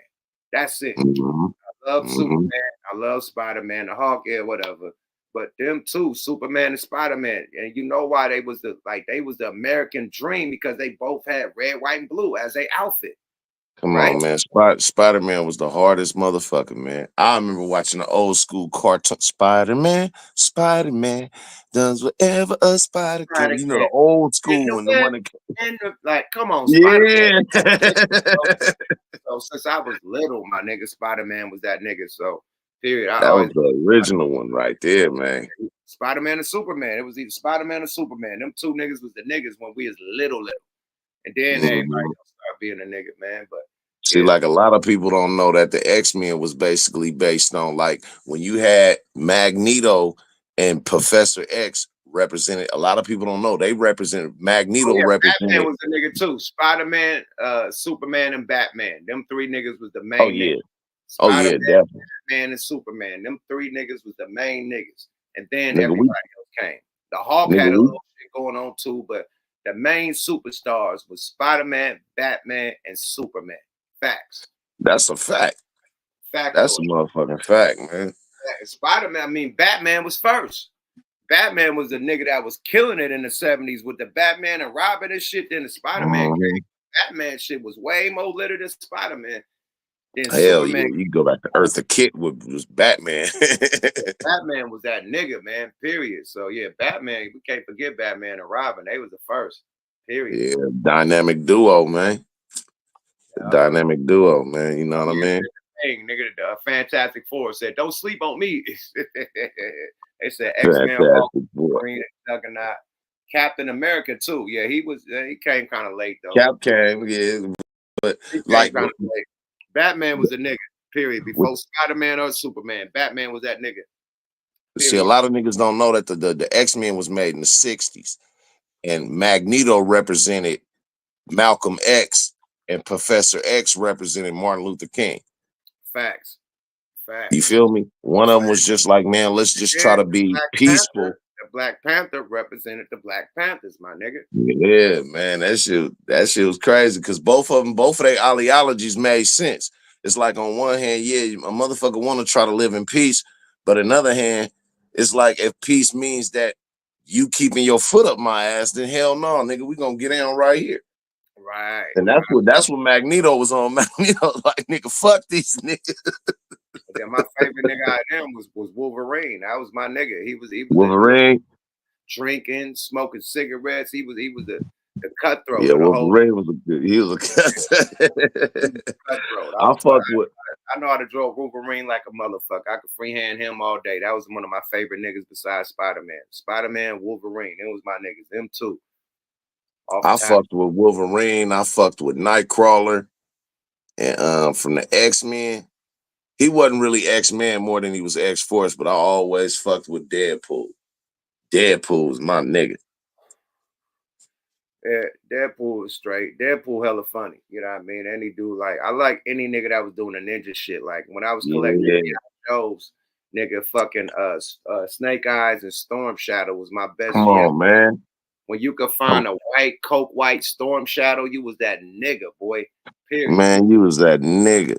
You ain't lying, man, nigga. I mean, you taking it back to the Lux. Yeah, I'm keeping it a buck, nigga. If you could find a coke white Storm Shadow, you was that nigga, man. Yeah, My first time almost getting arrested, nigga, came from me stealing G.I. Joes out of J.C. Penney's in Eastmont Mall. I swear to God, they caught my ass and called my mama and let me go. I damn near cut my first case, nigga. 8 years old, stealing G.I. Joes, nigga. Nigga, they caught me. They called me at Emporium Capwells. Same shit, see? Nigga trying to pocket that G.I. Joe, nigga, walk out, nigga, brr, brr, brr. Yeah. We're gonna walk you to that middle room that's not on the third floor or the second floor. It's right in between, nigga. Let me tell you my story, though. My story was so dramatic, right? It was me and my nigga, right? We both in that motherfucker stealing, right? So we walking out, right? And that shit go, poo, poo, poo. So we at the mall, right? Now this on top of the theater and where the food court is at. So you got that escalator. 4-star. We got the 4-star. So we got the escalator. It's J.C. Penney's right there. So we trying to run out of J.C. Penney's. My nigga run. That nigga hit the top. He on the escalator. That nigga jump off the top. You know it's the water fountain right there, right? That nigga fell on that water fountain. Blah! Fuck. You know that water fountain right there on the side of that motherfucker. You know the wall. Yeah, that was a sand trap, nigga. All types of shit, nigga. I seen that like, yeah, just take me, just arrest me, nigga. I ain't doing that. You got me. My nigga, all types of shit jumping off that shit, my nigga. Nigga, I remember I was one time I was at the McDonald's, the old school McDonald's that was across the street from the mall, right? Right. I started to walk into the mall. I'm going towards the mall, so I'm finna go to T.Y. Uzi's. That was my store, right? Right. Nigga, right when I get to the, because you know that part of the mall, that entrance is on the underground parking lot. So yeah, you kind of that's right in the middle where the triangle go, where the split go. Man, nigga, when I first get down to the bottom, I see my uncle. Nigga, my uncle running out the mall. I can't make this shit up, yeah. My uncle was he partaked in certain substances, right? This nigga running out the mall, security hit this nigga. They hit this nigga with a goal line play. Bow! One hit that nigga on the top, one hit that nigga on the bottom, right? Oh, they got it. They got it. Nigga, all you see was socks and beepers and all kind of shit flying out that nigga. Come on, bro. Right, nigga, man, listen, man. Them G.I. That nigga was in there tearing their ass up, boy. But yeah, that spot where you talking about is lake, we got all our comic books, me and my uncle. Like, that's the spot. Then we go to Berkeley. Berkeley had the dope ass comic book spots too on Telegraph. So Okay. either at the lake or Berkeley, we'd go to Berkeley. They had a big comic book store out there. We go out there, go to Blindies and shit. You know, the video I games. swear to God, as soon as you said Berkeley and Telegraph. What's the video game spot out there in Berkeley? Like right across the street from Blindies. That name was the ultimate spot to go to. They go downstairs. You go downstairs. I know you. I remember it. I can't think of the name of it. I was finna say, but the oak tree was in the town. That was in downtown Oakland. Yeah, I can't remember the name of that motherfucker, but I know what you're talking about, though. Yeah, so I know what you're talking about, though. And then I went to art school right there. I went to art school in North Oakland, across up the street from Tech. So nigga, I just catch the bus, nigga, at lunch break, and just go to motherfucking Berkeley, go get some comic books, and come back to school. So yeah, I'm a nigga. That's why I got motherfucking Yuck Mouth. I got comic books right now. Yuck Mouth comic books. I ain't drawn, you know what I mean? But, you know, I got comic books. Nigga, that's yours, nigga. Yeah, you know what I mean? Books, my nigga. So, shameless plug. Go get that Yuck Mouth, Legend of Yuck Mouth, part 1 and part 2 available right now on versecomics.usa.com. Go order that thing and fuck with the kid, man. I'm a comic book enthusiast. Not now, right now. Right now, man. That's why I got all this shit on my shit, man. Because I love comic books. I love drawing. That's my real passion. Everybody, like, I tell everybody, you don't know what your passion gonna be. Like, my son do it all, right? And I said, do it all, because you don't know what's gonna land. Like, when I was growing up, everybody put their chips at the table for me to be a cartoonist. Everybody thought I was gonna work at Marvel, Disney, fucking DC or something. Put me through art school. But my dad, he like, nah, nigga, music. Because my dad did music. So my dad pushing his shit towards music. He put me through all the music shit, whatever, keep me in music. And then, boom, I'm doing them both. And the music landed instead of the art. You know what I mean? So you got to exercise all your talents, man. So I tell my son, like, don't just focus on one. Do it all. Because you gotta do it all, man. You don't know which gotta one. Keep all your irons in the fire, man. Yeah, you don't know which one going to land. You know, and then on that land, you probably have to utilize all your other talents that land out. Exactly. Yeah, and it's not to say just because you may have not pursued the art endeavors as much as you may have pursued the music endeavors thus far, doesn't mean that that's out of the works. I mean, you could still, after it's all said and done, okay, look, I'm gonna sit the music down for a minute and create me a cartoon. Bingo. That easy. Who's to say you can't? You know what I'm saying? Exactly. Easy. That easy, man. Let's get back to the content. Let's get back to let's get back to the bitter gate. Go ahead, man. Party on, man. Party on, brother. We apologize for that sentimental moment with us talking about comic books and shit. Our bag, man. We're grown ass niggas talking about comic books, man. Get the fuck out of here. Let's go, y'all. Fair you. Justice and for the sacred idea that every one of us, no matter who we are or where we start out, has certain fundamental rights and freedoms that must be respected and upheld. And we will continue to wage this fight in the voting booth, in the courts, and in the public square. And we will also wage it in quieter ways, in how we live our lives, by treating one another with kindness and respect, by looking in the face of a stranger and seeing a neighbor, by always using our strength to lift people up, to fight for the dignity that all people deserve, the fight for our freedom. The same people you call Nazis, come on, man. Like, they called the Trump rally at Madison Square Garden a Nazi rally. But now you want unity and peace and tell your neighbor. Like, this shit is like, come on, man. This nigga, man. On my head and tell me it's so you don't want a motherfucker to bow out with dignity, huh? It's not. It's like a lot of pure funerals. Like shooting from the hip, my nigga. Like, you lost, my nigga. You ate the applesauce. Stop playing. She's shooting from the fucking hip, my nigga. She's saying shit that her campaign did not do. Now all of a sudden you're all of this. Like, come on, she trying to create some drama for Trump. That's all I'm saying. On the way out. Will take hard work. But like I always say, we like hard work. Hard work is good work. Hard work can be joyful work. And the fight for our country is always worth it. It is always worth it. To the young people who are watching, it is, I love you. To the young people who are watching, it is okay to feel sad and disappointed, but please know it's going to be okay. On the campaign, I would often say, when we fight, we win. But here's the thing. Sometimes the fight takes a while. That doesn't. So young people are sad and disappointed. Is this a real concession or lashing? Nigga, man. I know you're upset and disappointed.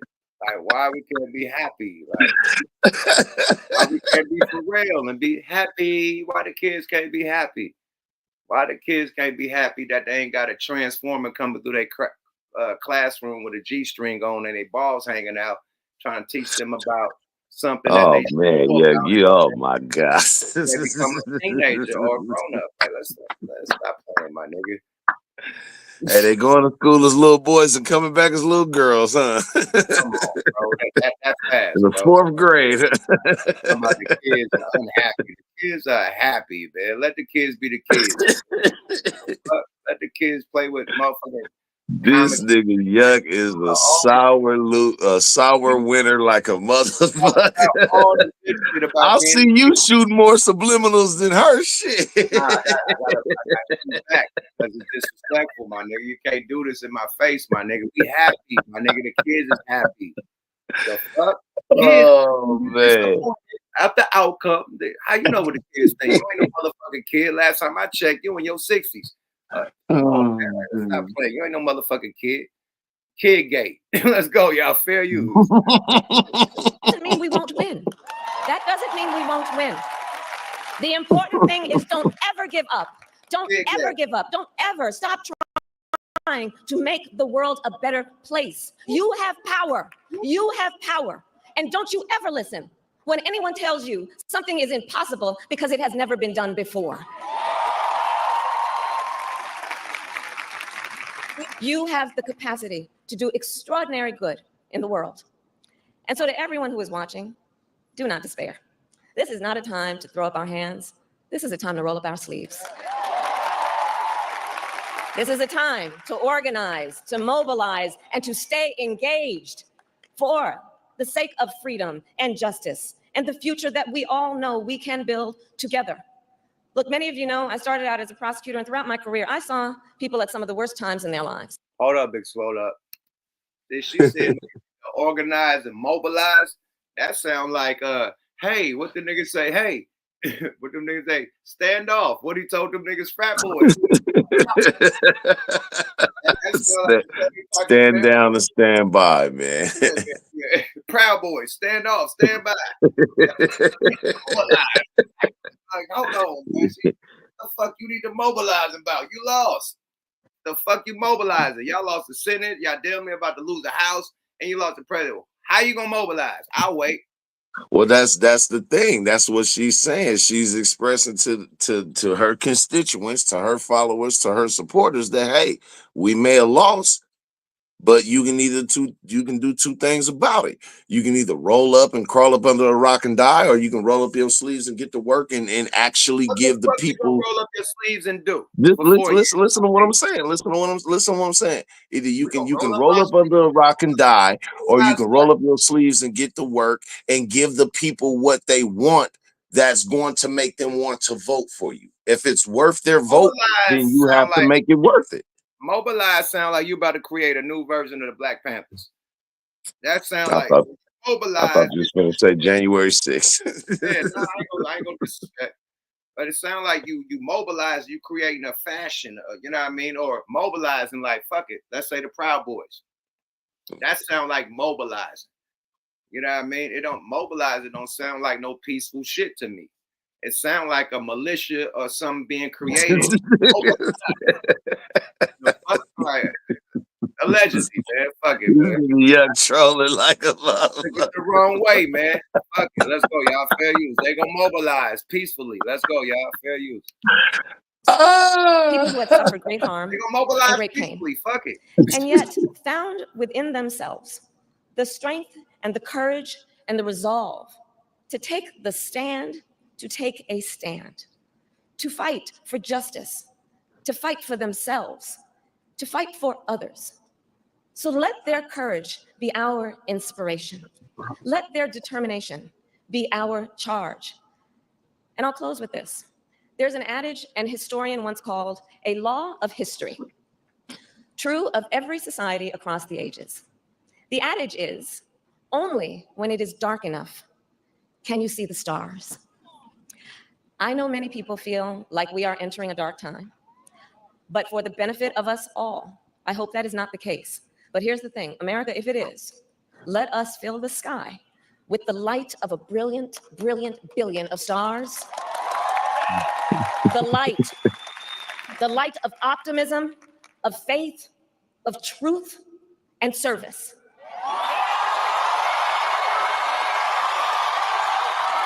It's you. And may that work guide us, even in the face of setbacks, toward the extraordinary promise of the United States of America. I thank you all. May God bless you, and may All right, cool. Let's hear it. God bless the United States of America. I thank you all.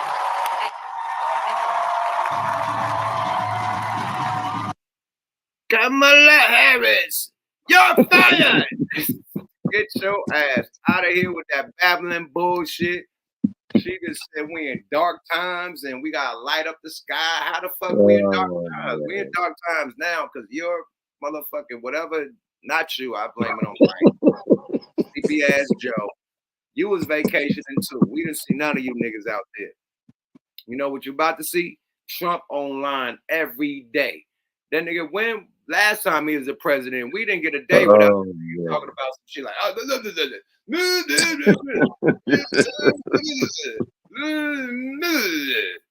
he do a dance. You're gonna see this nigga every day. It's gonna be a Trump motherfucking reality show. We already know where it's about to go.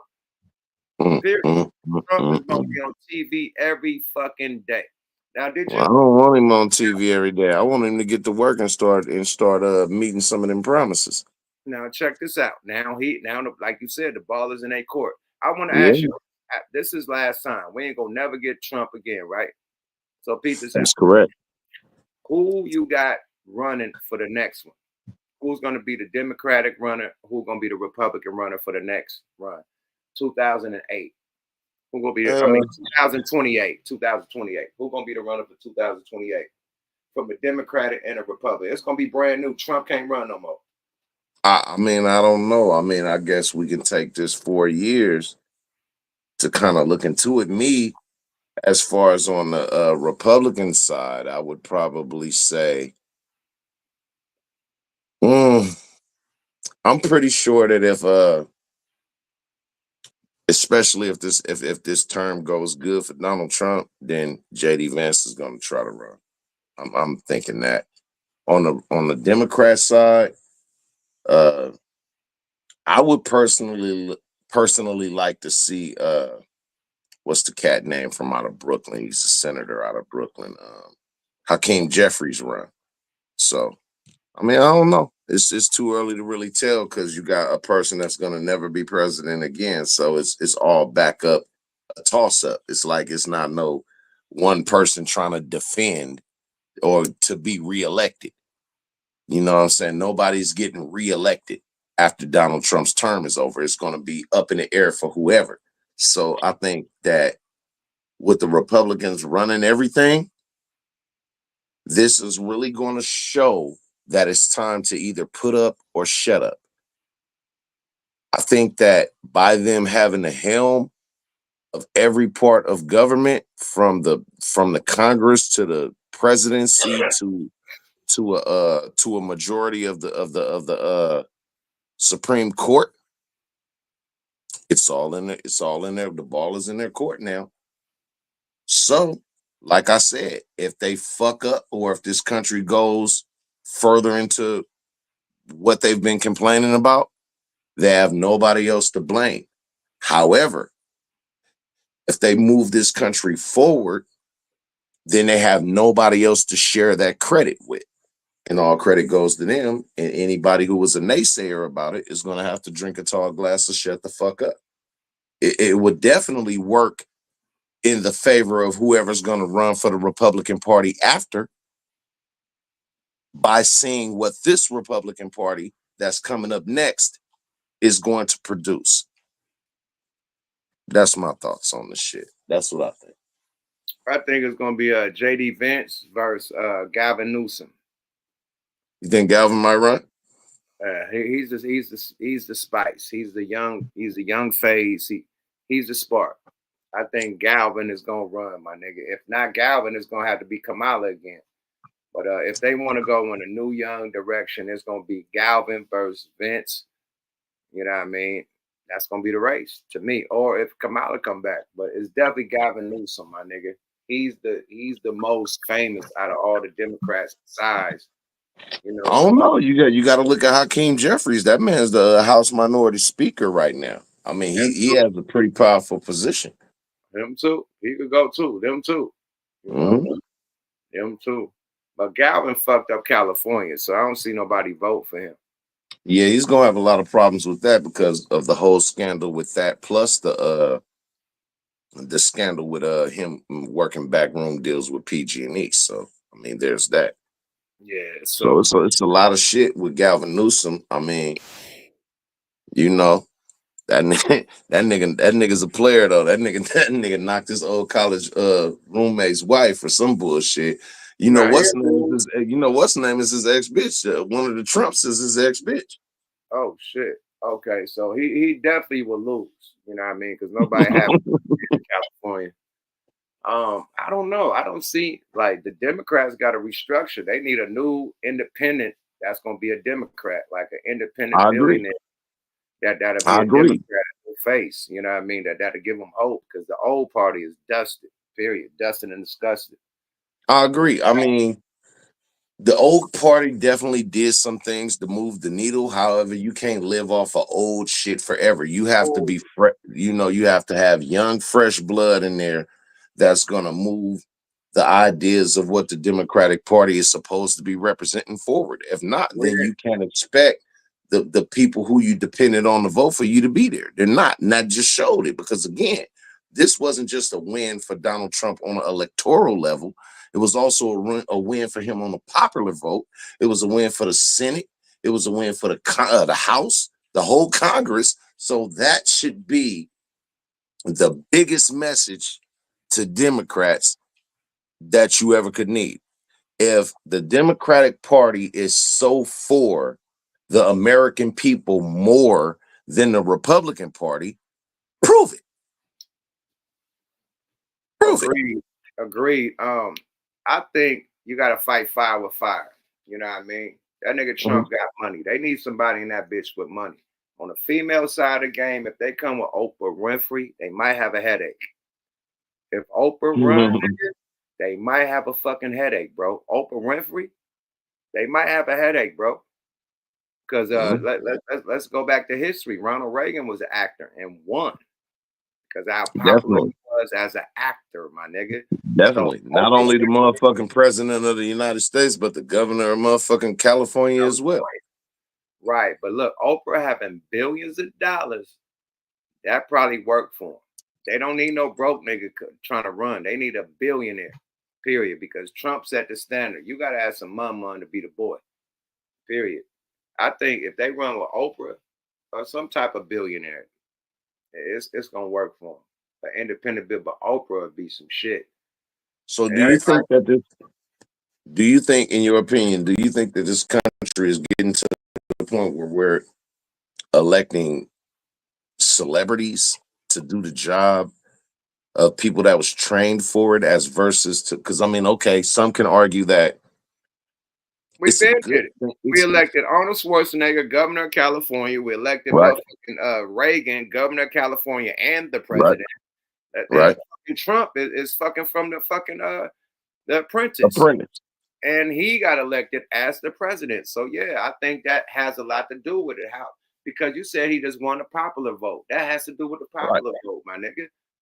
Right. No, I'm just asking to see, like, cause some people would argue that Yeah, I mean, if they just happen to be celebrities, if that's something that they have happened to done in their life, as long as the policies that they're trying to put forward is good, then I don't give a fuck about what else they did. They could have been an actor, they could have been whatever the fuck. I don't care. Then you have other people who would say that a lot of their votes came just based on the fact of their celebrity. I mean, who can really say? I think it's a combination of both, if you ask me. That's why I said it's a popular vote and it's all type of other votes, but the popular votes become from the celebrity status. I think Trump got the popular vote because he's more popular than Kamala.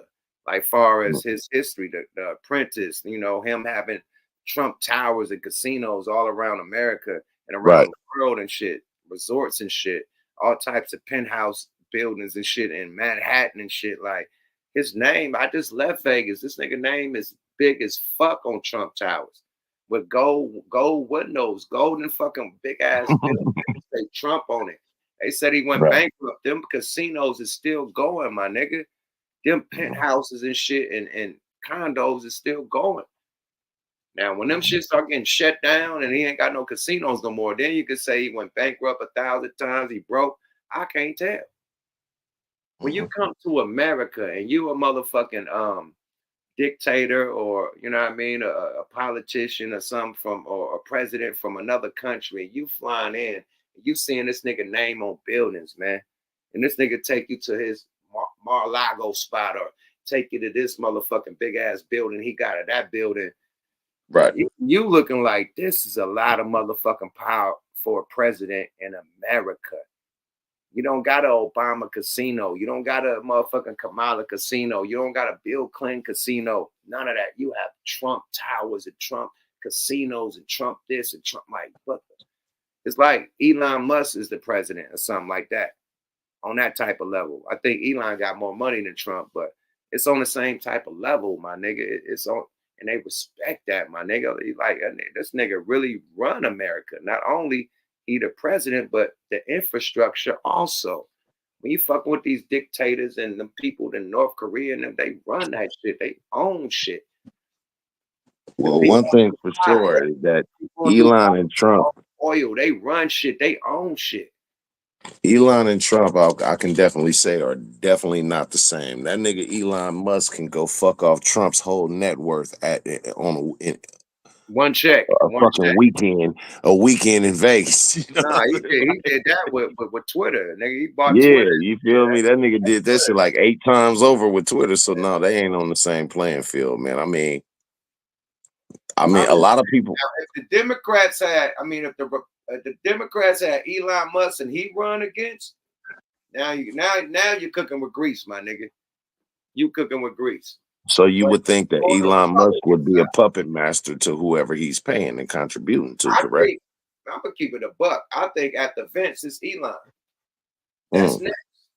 If Vince don't win, they coming with Elon. Or they probably with Elon next. It depends on how good he do with Trump. Well, some might say, going off and going down the rabbit hole of conspiracies, that Elon is really finna be the president. I think with Elon even getting on the side of Trump, they probably run Elon and Vince gonna be the vice president again. Elon, I think Elon more than Vince. Now that we talk about it, this nigga's a Republican. It'd probably be Elon next, my nigga. That's gonna wake some shit up. If Elon you think that'll benefit us? Well, shit, we got freedom on fucking X. we got motherfucking electric cars with charging stations and shit all around America. That's on his dime. That wasn't the government. The government's still trying to match the charge stations that he put up in America with his own money. So I think that'll be a plus. That nigga own all the space technology and shit. I think that'll be a plus. I don't want to see Elon in a presidential field more than I want to see him in the engineering field. I would rather you continue to be the genius that you are and continue to produce different things for America to benefit from. more so than I would see you preoccupying your time with trying to run the country. We'll see what he do with Trump. But I'm saying, if that's the best token they got, if he's a Republican and they need a nigga to run, he got to run, my nigga. Vince, you my nigga. You could be the vice president again. Elon got to run, nigga. They was shouting Elon's name when Trump was doing his congratulations speech. You're like, oh, let's shout out to the new star, Elon. Like, he had this shit. Yeah, he mentioning everybody like Elon. He like, yeah, let's shout out to the new star. They shouting Elon. They ain't shouting Vince Pence. They shout Elon, nigga. I think Elon is next, bro. They line that shit up for it to be Elon. Now you think about it. For him to even be in the cabinet with them niggas, they line that shit up to be him. Straight up. I mean, it's a strong possibility, man. I just think that when you come from a certain level of life, like I'll put it to you like this. I believe that people who are ultra wealthy like that, and when you're talking about Elon, well, shit, you don't get really too much wealthier than that. You're talking about the most richest motherfucker in the world. I think that they tend to lose touch or not so much be concerned with anybody that's not in their bracket, and respectfully so, no different than most of us don't really think about motherfuckers that's sleeping in Tent City right now. I think the same way that we don't concern ourselves with the concerns of motherfuckers that's sleeping in a tent on Skid Row or some shit at this moment, and when you think about how much they don't enter your mind on a day-to-day basis as far as what they're going through, I think that motherfuckers that's in on the tax bracket that this nigga is on, and the people around him that's on that level, they look at us the same fucking way. So I think it has to be a balance between, being able to be wealthy, which represents, hey, America, I did it, you can do it, but also not so far removed from the average day-to-day American, which makes up most of America, to not really concern yourself with their concerns. Hey, man, Sid comedian this motherfucker, they say RFK voice scary as shit, man. He do talk like the female that do the motherfucking cigarette commercial with the voice. That's a fact. He definitely talk like her. He talk like that nigga smoke. Ain't that's the nigga that they putting in charge of health? He feel like he fucked up from Newports. Like, it's too much shit in Newports, my nigga. I gotta combat this, nigga. Newports got my voice fucked up.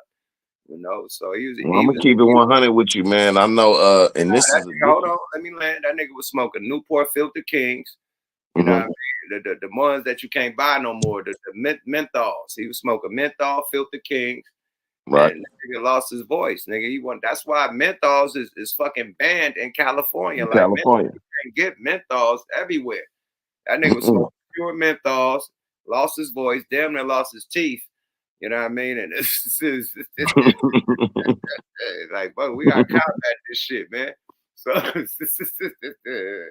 another thing, man. Somebody said that, nigga, if motherfucking Ronald Reagan could do it, man, Elon could do it, my nigga. He has just as much as influence as Ronald Reagan had back then. Elon got that much influence right now, my nigga. And look, and ain't you for the motherfucking brothers? Ain't you for my brothers from Africa? That nigga's from Africa, man. He's one of our African brothers. Yuck, stop that shit. Bro, he's from Africa. You ain't from Africa. I'm not our ancestors, but he's actually from the motherland.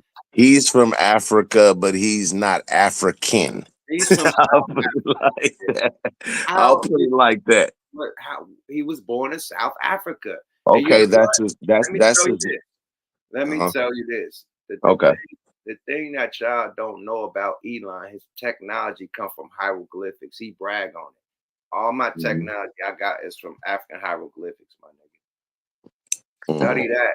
Go look that up, my nigga. So the shit that's on the hieroglyphics that we did, he brought that shit to America and took over. Look at what he doing, my nigga. Facts. Hieroglyphics from Africa is the reason why he's doing the Tesla shit, my nigga. Well, he shouldn't. It shouldn't be no more mysteries left in the pyramids then, because according to him, by him being able to do it through hieroglyphics, he should be able to decipher off all of that shit that's written on them walls. Then, Man, listen, boy, it shouldn't be no mysteries. he deciphered enough, nigga. He deciphered enough. That nigga trying to take niggas to Mars, nigga. He deciphered enough. I think that's what they're doing. I think all of the wealthy motherfuckers is gonna be living on bars. Yeah, they're gonna and leave us down here with hella factory burnt rubber tire and cigarette smoke. Bro, let's be real on the environment shit, right? If they were so concerned about the environment, why did they build all their factories in China? And China got the worst pollution in the fucking world. The worst. Wear masks to walk around in China. Am I lying or not? Not at all, sir. You're so concerned about pollution. Why are you moving all your companies to China and they got the worst pollution in the world?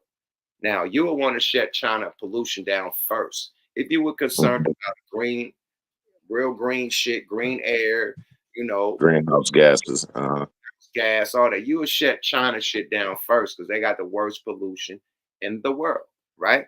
Instead, your companies to China, you know, starve the American worker. They can't work no more. Factories closed down. They getting built in China that got the worst atmosphere that you could live in. So if you're about the greenhouse shit, why you ain't making sure China shit is shut down? They polluting the air worse than any part in fucking the world. Well, a lot of that has to do with that they're an independent government, just like in an independent country, just like everybody else. We can tell him, hey man, look, this is going to be the outcome of what's going on, what y'all over here doing. But we can't make them do anything. That's their government. We can only give them the data, and if they don't choose to abide by it, then I mean, I guess at some point it's either going to be, hey, well, man, I mean, they the ones that got to breathe that shit, or it's going to be a force of saying, look, collectively, we're all finna make these motherfuckers do it. Because it's fucking up not only them, but us as well. You know how many motherfuckers from overseas that congratulated Trump? You got Netanyahu, you got all the motherfuckers. Everybody congratulate him but Putin. Putin feels some type of way. But everybody, Spain, everybody congratulated Trump. All the big presidents and, you know, fucking, you know what I mean? Whatever they call it. What you have to understand with Vladimir Putin, Vladimir Putin is an ex-KGB agent, which is basically the equivalent of America's CIA. He come from the spy sector. UK went crazy. Like everybody overseas celebrating Trump. Like literally, everybody. Everybody. But go ahead, he is KGB agent. He KGB agent. So what he understands is manipulation. That's what they get trained for. That's what they're trained for. Trump to him is a joke, in my personal opinion. This is just my personal opinion. Trump to him is a joke. And he doesn't look at Trump to be intelligent. I think that Vladimir Putin is going to try to push a line on Trump. That's something new. I believe that no matter what Vladimir Putin or what Trump says, Vladimir Putin doesn't take him serious. I mean, you take the CIA, the fucking the FBI, and all of these people that's on Trump's side who were telling Trump, hey, bro, these Russians, bro, they got a lot of they cooking up some shit on you, man. You better pay attention to them motherfuckers, man. These niggas been doing cyber attacks and everything.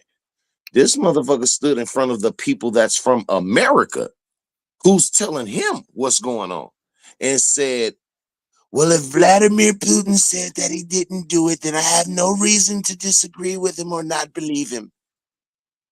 Why would you believe a motherfucker that's America's enemy over your own people telling you, bro, you better watch this nigga?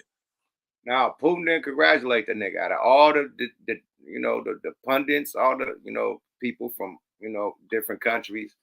Mm-hmm. That run in different countries. That's the only one that didn't congratulate. He said some shit. That nigga said some slick shit on a tweet. So yeah, Putin ain't feeling the shit. He extra mad. They put too much money into, trying to acquire Ukraine. Now this nigga about to try to. Yeah, that's a fact. I seen somebody in the comments just say that people died inside of the game. Like it's like the Hamas shit. When Israel feel like so many people died, they got to fight back. This nigga Putin, like they got to fight back. Too many people on his side died. Like what he look like throwing up the white flag. That you do know that a lot of North Korean troops have been amassing on the line, reported to Russia, to help them out. So you think you gonna stop North Korea and Russia from doing they want to? That's why the nigga Putin didn't salute it. Hey, the ball's in your court. We gonna see what you gonna do. Putin ain't fucking with it. Period.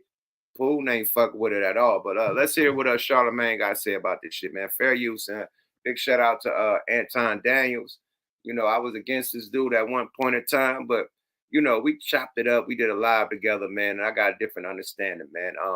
He's a square, you know what I mean? He's a nerd, and he got different points of views, you know what I mean, for the black community. I was mad at them points of views, but he's right to have his own point of view.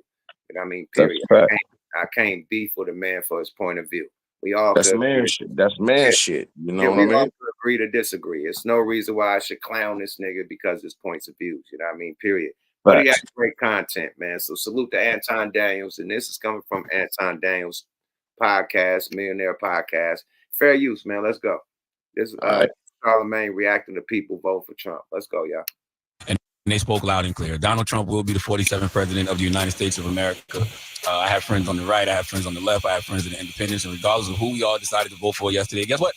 Donald Trump is now all of our president. Again, I don't want to fight anyone. I don't want to argue with anyone because at the end of the day, we are all Americans and we all want what's best for this country. I hope.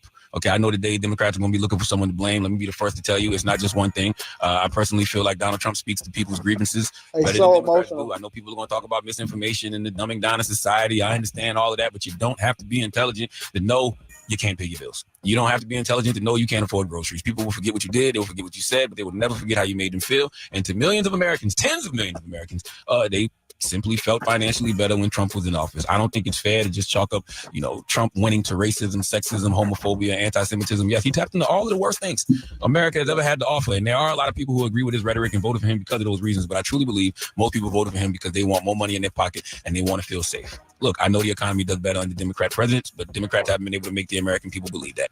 I know the border is a bipartisan issue, but Democrats spend a lot of time acting like it wasn't an issue. Democrats created the sanctuary cities. Democrats told them to come on in. Meanwhile, Republicans were putting migrants on buses and planes and sending them to those sanctuary cities. And then Democrats had to change course. But it might have been too little too late because at the end of the day, once again, when you see all that money going to migrants, going to the border issue, all you can think the fair use. Charlamagne talking that shit.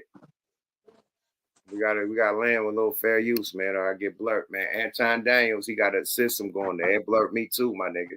No matter how cool we is, and we squashed our beef, nigga. Blurp alert. How you feel about what he's saying about the Democratic Party right now?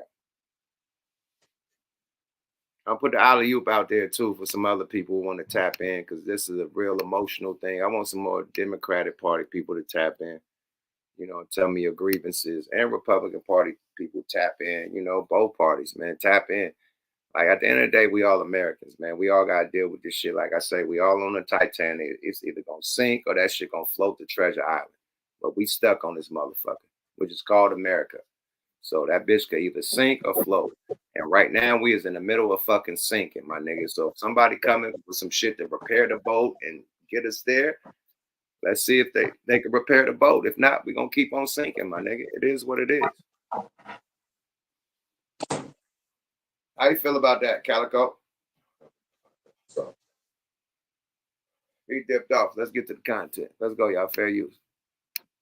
Yourself is they have billions for that, but aren't making investments into the communities right here in America. You see homeless people everywhere. You don't have no money in your pocket. You don't know how you're going to pay your bills. You're facing eviction. Listen, I'm not saying Trump is going to fix all of that. All I'm saying is Donald Trump has made people feel like he will fix all that in a way that Democrats haven't. Once again, don't just chalk it up to racism, sexism. Okay, I believe those things play a role, but at the end of the day, it's the economy, stupid. And Democrats might just be really out of touch with what everyday Americans are feeling. Now, I didn't want to come on here today and be all doom and gloom. I have absolutely zero reason to believe Donald Trump is going to be a president that brings people together. But I'm going to be optimistic because I don't know any other way to be. I hope this isn't the beginning of Donald Trump's revenge tour. I hope this is the golden age of America, as he said. I hope all the nut-ass things Trump said he was going to do, he doesn't do, because one thing Vice President Kamala Harris said repeatedly is Trump has an enemies list. I have a to-do list. There is a lot of things that need to be done in America, and I hope he gets to whining. it. And They we are the people need to whining look alive so in the much. I just because can't you have believe a how much they Republican Party whine. that has a majority in the Senate. Judge Samuel Alito and Clarence Thomas, they'll probably retire. That means Trump. You was out when I asked you, man. How you feel about what he's saying that the Republicans lost touch with the American? I basically don't see anything wrong with what Charlemagne the God is saying. He's basically been saying what I've been saying. Hey, look, you lost. You kind of lost touch and focus with your base, and because of that, you suffered these losses. So, what this shows you from these losses is that it's time to move in a different direction. Facts. It's not time to cry about it. If you want to make change and you feel like your ideology is better than the other side, then prove it. Then show it. And now they have the helm. Cry all you want, but crying ain't gonna change shit. What's gonna change shit is you going back into your bag and saying, look, let me get right. It's some shit I gotta tweak. It's some shit I gotta tune up. You don't do that, it's gonna be the same result. And America just showed you that. You So know what? I don't think Go what ahead. Charlemagne was saying was crying. I think he was just keeping it 100. Also, I think what is a surprise is that he got more of the Latino vote. See, people thought the Latinos was going to be mad at him having a mass deportation or something, but the Latinos is mad at the people coming in too. You know what I mean? It's not just I'm making it hot for us, nigga. I mean, no, the man, listen, you in Oakland, right? Mhm. Have you been by the Rent Square recently? Okay, then. So it's a different type of pressure with them Venezuelan motherfuckers. They putting a lot of pressure in the streets. And I'm hearing from street niggas that it's pressure. I'm talking about shootouts daily, all types of shit. It's pressure going down in them streets from them Venezuelan niggas. They in Oakland trying to do some wild. They nigga that fuck trying to, they are. Well, this is what I meant. But when I said that My nigga. Democratic policies, one, you're too That's just soft. Oakland. I could imagine in New York and all the other places down south, all the other places they at, they wildin'. They on some old different gangster shit, my nigga. They taking over apartments and shit. They in New York taking over projects and shit, nigga. They on some whole different type of gangster, my nigga. And people is tired of that shit, my nigga. Like Trump said, they gangster is different than our gangster, my nigga. They splitting wigs for a living, my nigga. That you know what Well, I mean? it's time to see. The first Out of thing everything. to ape you, gape you, and murk you. Like they gaping and murking little girls and shit that's like only 10 years old and shit. Gaping them, choking them out in the park. Like it's wild, my nigga, on some old other shit, bro. So yeah, it's time for them niggas to go, bro. Period. They Well, on some it's at this point, I would say to Democrats or whoever goes along with their ideology, it's time to put up a shut up. It's time to focus on what it is that you need to fix. As far as the Republican side of the game, it's time to also put up a shut up to say that now, out of all of the shit that you've been highlighting, out of all of the shit that you've been saying, it's this big, massive takeover. And you're the superhero on top of the mountain to fix the day. Fix the day. If you fix the day, then you have no one else to share that credit with or who can take credit of you fixing the day other than yourselves. Salute and God bless fucking America. And you gotta think about, the hotels they putting them in. Police can't raid those hotels. So whatever who's running them hotels and whatever drug activity goes on in them hotels, it's unchecked. It's like come on, man. And they saying that them hotels is being ran by them gangs. Like families are being told to give up their money and shit like that. So like it's So ugly. so now we're at the point coming to the end of this presidency. That's now. We're coming to the end of it. New year, new president, new everything, new script. So if it's anything close to what this side has been saying that it is, that they're coming and taking over the country, then one, we're going to see if that's really as true as you say. And that's going to show by two, the actions that you're going to take to stop it. Let's put up a shut up time now. Yep. Let's see what Lenny got to say before we get up out of here, man. Yes, sir. Lenny, what you got to say about it, Playboy? You tapping in from fucking Canada, man. What you got to say? That, bro, congratulations on Trump. You think that Trump don't control the world? He controls the world with anyone with money and businesses, bro.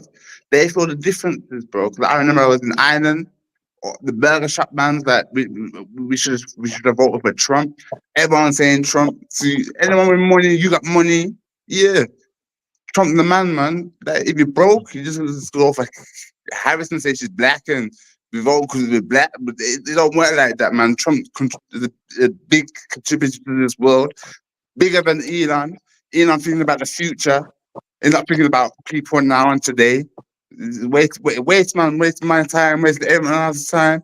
I had money in my pocket even because I was in Ireland over Trump. So I don't know. But congratulations, your mouth, man. You got what you wanted. It's like a late birthday gift, isn't it?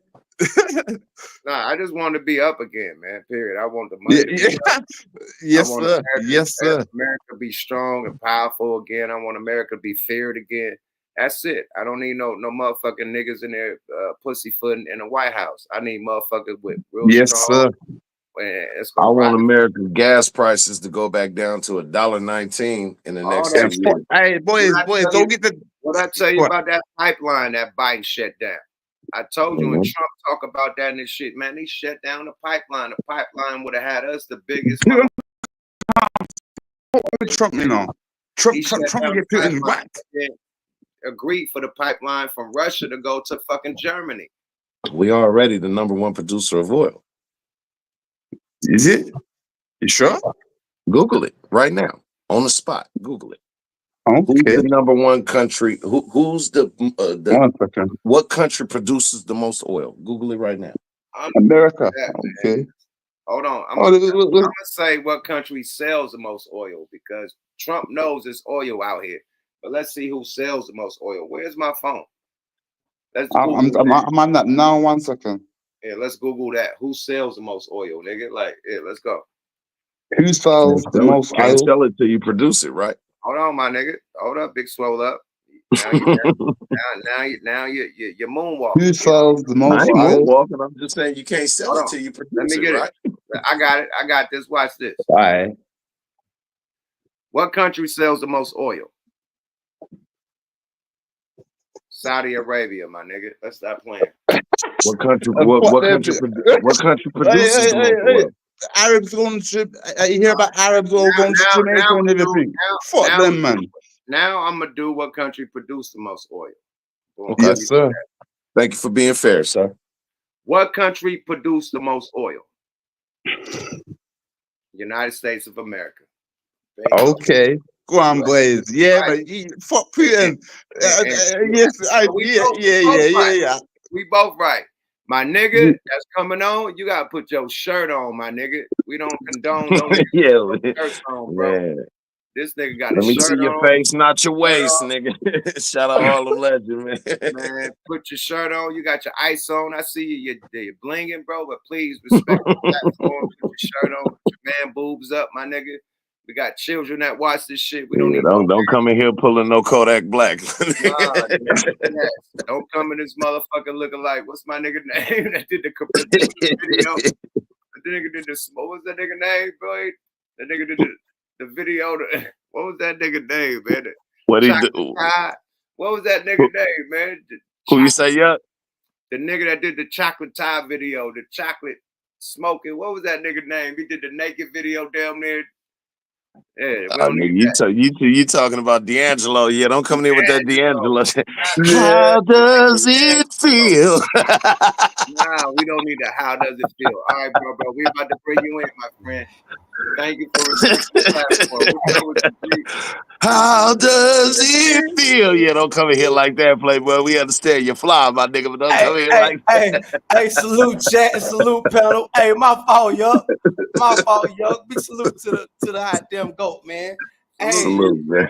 Hey, my apologies, fellas. I'm over in Africa right now, so it's hot. So my mind wasn't even thinking about. I was coming over here flexing and shit. My fault. Hold on, salute to Africa. What part you tapping in from, bro? Salute to the motherland. Tapping in from Burkina Faso, man. Front lines of the revolution.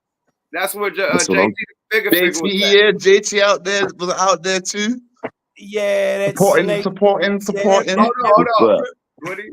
What he say? What happened with JT out there, man? Frisco's finally dope fiend. Oh no. Oh no. Yeah. I got beef with JT. Yeah. That's for another topic for another show. Don't say that. Don't say that, bro. Let's go ahead and end that. Go ahead and scratch that. Yeah. Let's talk about this Trump thing, man. You know, the last administration messed up America's face card around the world as far as the world market goes. Yeah, 100. You know, I can't speak for Europe, but as far as India, China, Russia, Africa, yeah, face card messed up. A lot of people is excited that Trump is the new president because now it's time to get back to the money. Like my boy Leroy said. It's time because the market's still moving over here. But if you notice, the American ports is kind of slowed down. So we're waiting on America's the last biggest economy that supports the world. But the other three that came together, China, Russia, and India. Them the other three biggest markets. So what Trump gonna have to do, what we're gonna have to see is he gonna come to the world market humble, or is he gonna come talking his shit? He gonna come talking his shit. Because America produces the most oil and we export the most America got the most food. iron now, but we don't need them Arabs, bro. Fuck them, No. son. At the end of the day, man, well, y'all in some trouble then. With a plan that make everybody happy. If he pressure, well, no, if Trump gonna have to bow down. If it's really any unnecessary pressure, BRICS is gonna stay alive.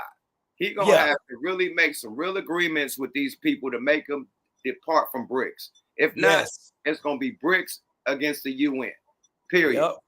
Straight up. And they thinking that Trump is going to resolve the UN problems because the UN is fucking up. That's why BRICS has been formed, because of the UN, not because of America, because of the United Nations, bro. They fucking up. Trump needs to get rid of Putin. I think you mean NATO.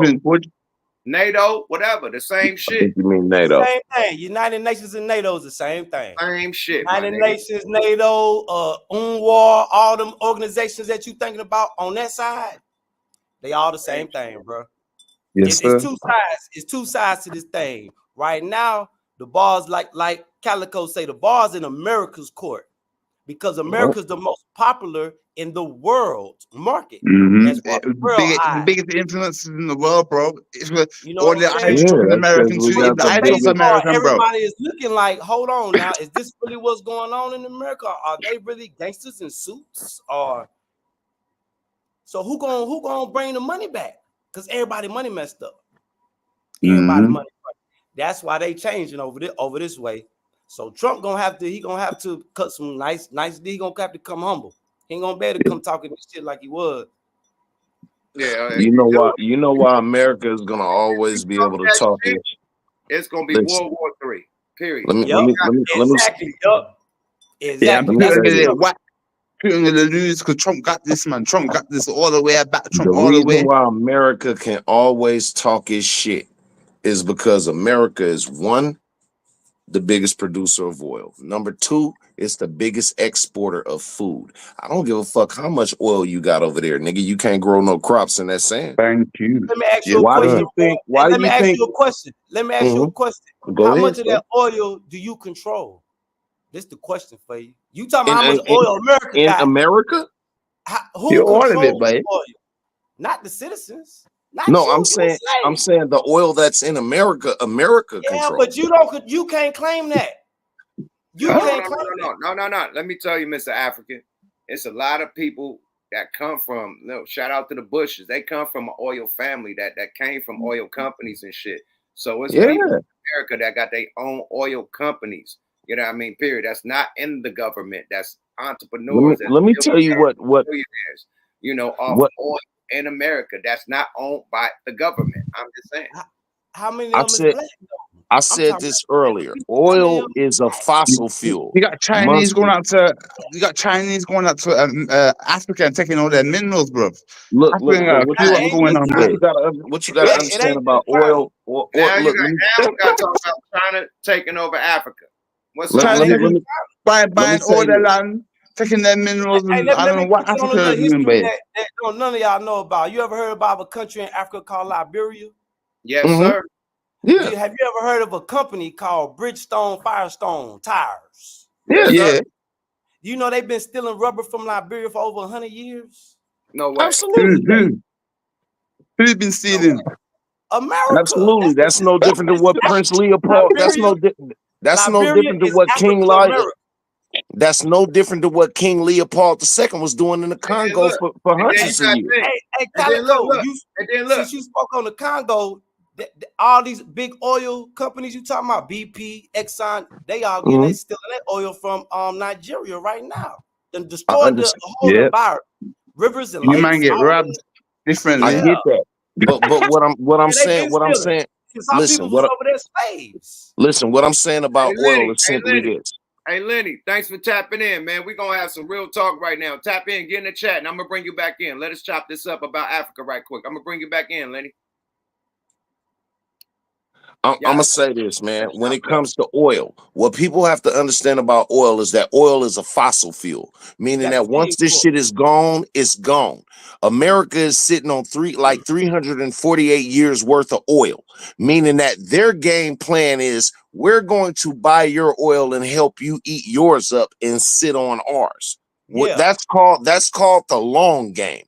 Meaning that, we can go and buy oil from the Middle East, but their oil is going to run out faster. When it runs out, we will still be sitting on oil to sustain our people, right? So, which means that when their shit is depleted, we still sitting on damn near 3 centuries worth of oil. But the stuff out here ain't never going to deplete, though. What do you mean? Oil is a fossil fuel. Yeah, it ain't that, fossil, the world is made, the earth is made of carcass. That's what fossil fuel. But what I'm saying is that it takes millions of years for the earth to naturally produce oil. So once that's gone, that's gone. It ain't gonna go nowhere, bro. Trust and believe. Just like they said, what? Silver, right? Let me break it down, bro. Since we talking about resources that people think that it's a limited amount. They've been stealing gold and silver from Africa for centuries. Gold and silver is not oil. Oil is made from old ass plants that been transformed over millions of years. Yeah, and gold and silver breaks down and turns into oil. Gold and silver is not oil. You cannot refine gold and silver and make gas out of it. The earth breaks it down, bro. That's why they got to dig for it. It's just like water. All right. It's like water, bro. It's just like water. When it come to geology, I'm out here. Around the minerals, I got access. That's why I'm like, America got resources, but no Americans control it. See, out here, the market to get involved in the resources is a lot more open. This is what they don't want African Americans to come back and learn. Like right now, I'm competing with any jewelry store you can name in New York when it comes to getting access to gold and silver. Like the country I'm in right now, they just kicked out all the foreign miners. But the world's economy is bigger than gold and silver. All right, let me ask you this. Do you know what a gross domestic product is, right? Yeah. That means that that's basically the net worth of your country. Yeah. How much America has the biggest gross domestic product by far. As consumers. One of the biggest consumer markets. What my point is this, is that America, okay, right now, like when you're dealing with the national debt, America's trillions of dollars in debt, correct? Yeah. Trillions. Why do you think no country that America is in debt with has ever called in that debt? Because it'll bring down the world market, bro. That's why The reason why they've never called in that debt, got to pay attention. Sir, the reason why they never called in that debt is because the second that they did, we'll say, okay, no problem, we'll give you your money, here you go. But now we ain't giving you no more food. America is the #1 exporter of food overall to the rest of the world. No, they're not. Google it right now on the spot. What country is the #1 exporter of food? Google it on the spot. You Google it. Let us know. You putting the facts out there. I disagree. Pull it up, yuck. Totally disagree. Pull it up, yuck. Let me see where my other device. Don't nobody want GMO food from America, bro. Don't nobody want all that fake food that Bill Gates is creating in the lab. China actually is the one who's leading the world in the most fake fucking food in the world, not America. Oh no, I can't agree with what that. country is the #1 exporter of food? It says right here, the United States is the world's largest exporter of food. What are they exporting? To who? Food to the rest of the world. That's what I'm saying. We give out more food to the rest of the world than we take in. We're a self-sustaining fucking country. We really don't need anybody for shit. So why the price go out then? So that's what I'm trying to tell you.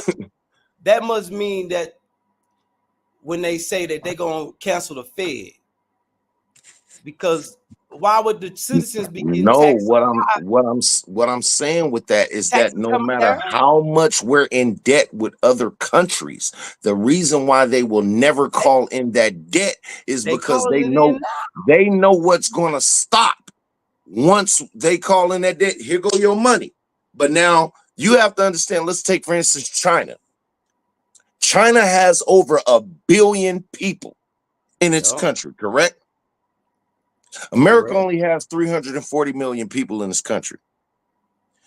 They're going to be more hard pressed for food to feed all of them people in their country than we will. So call in your debt if you want to. It's a reason why they haven't. That's where Africa come into play. In what way? Agriculture, technical revolution, and resources. What agriculture is going on in Africa? You name it, it's going on. Aquaponics, everything. Cocoa. Chickens is the #1. Is the #1 motherfuckers drive around and Range Rovers off chicken eggs, bro. I understand that, sir. Rubber, like I say, America been stealing rubber from Liberia for over 100 years. Firestone, Bridgestone. Google that.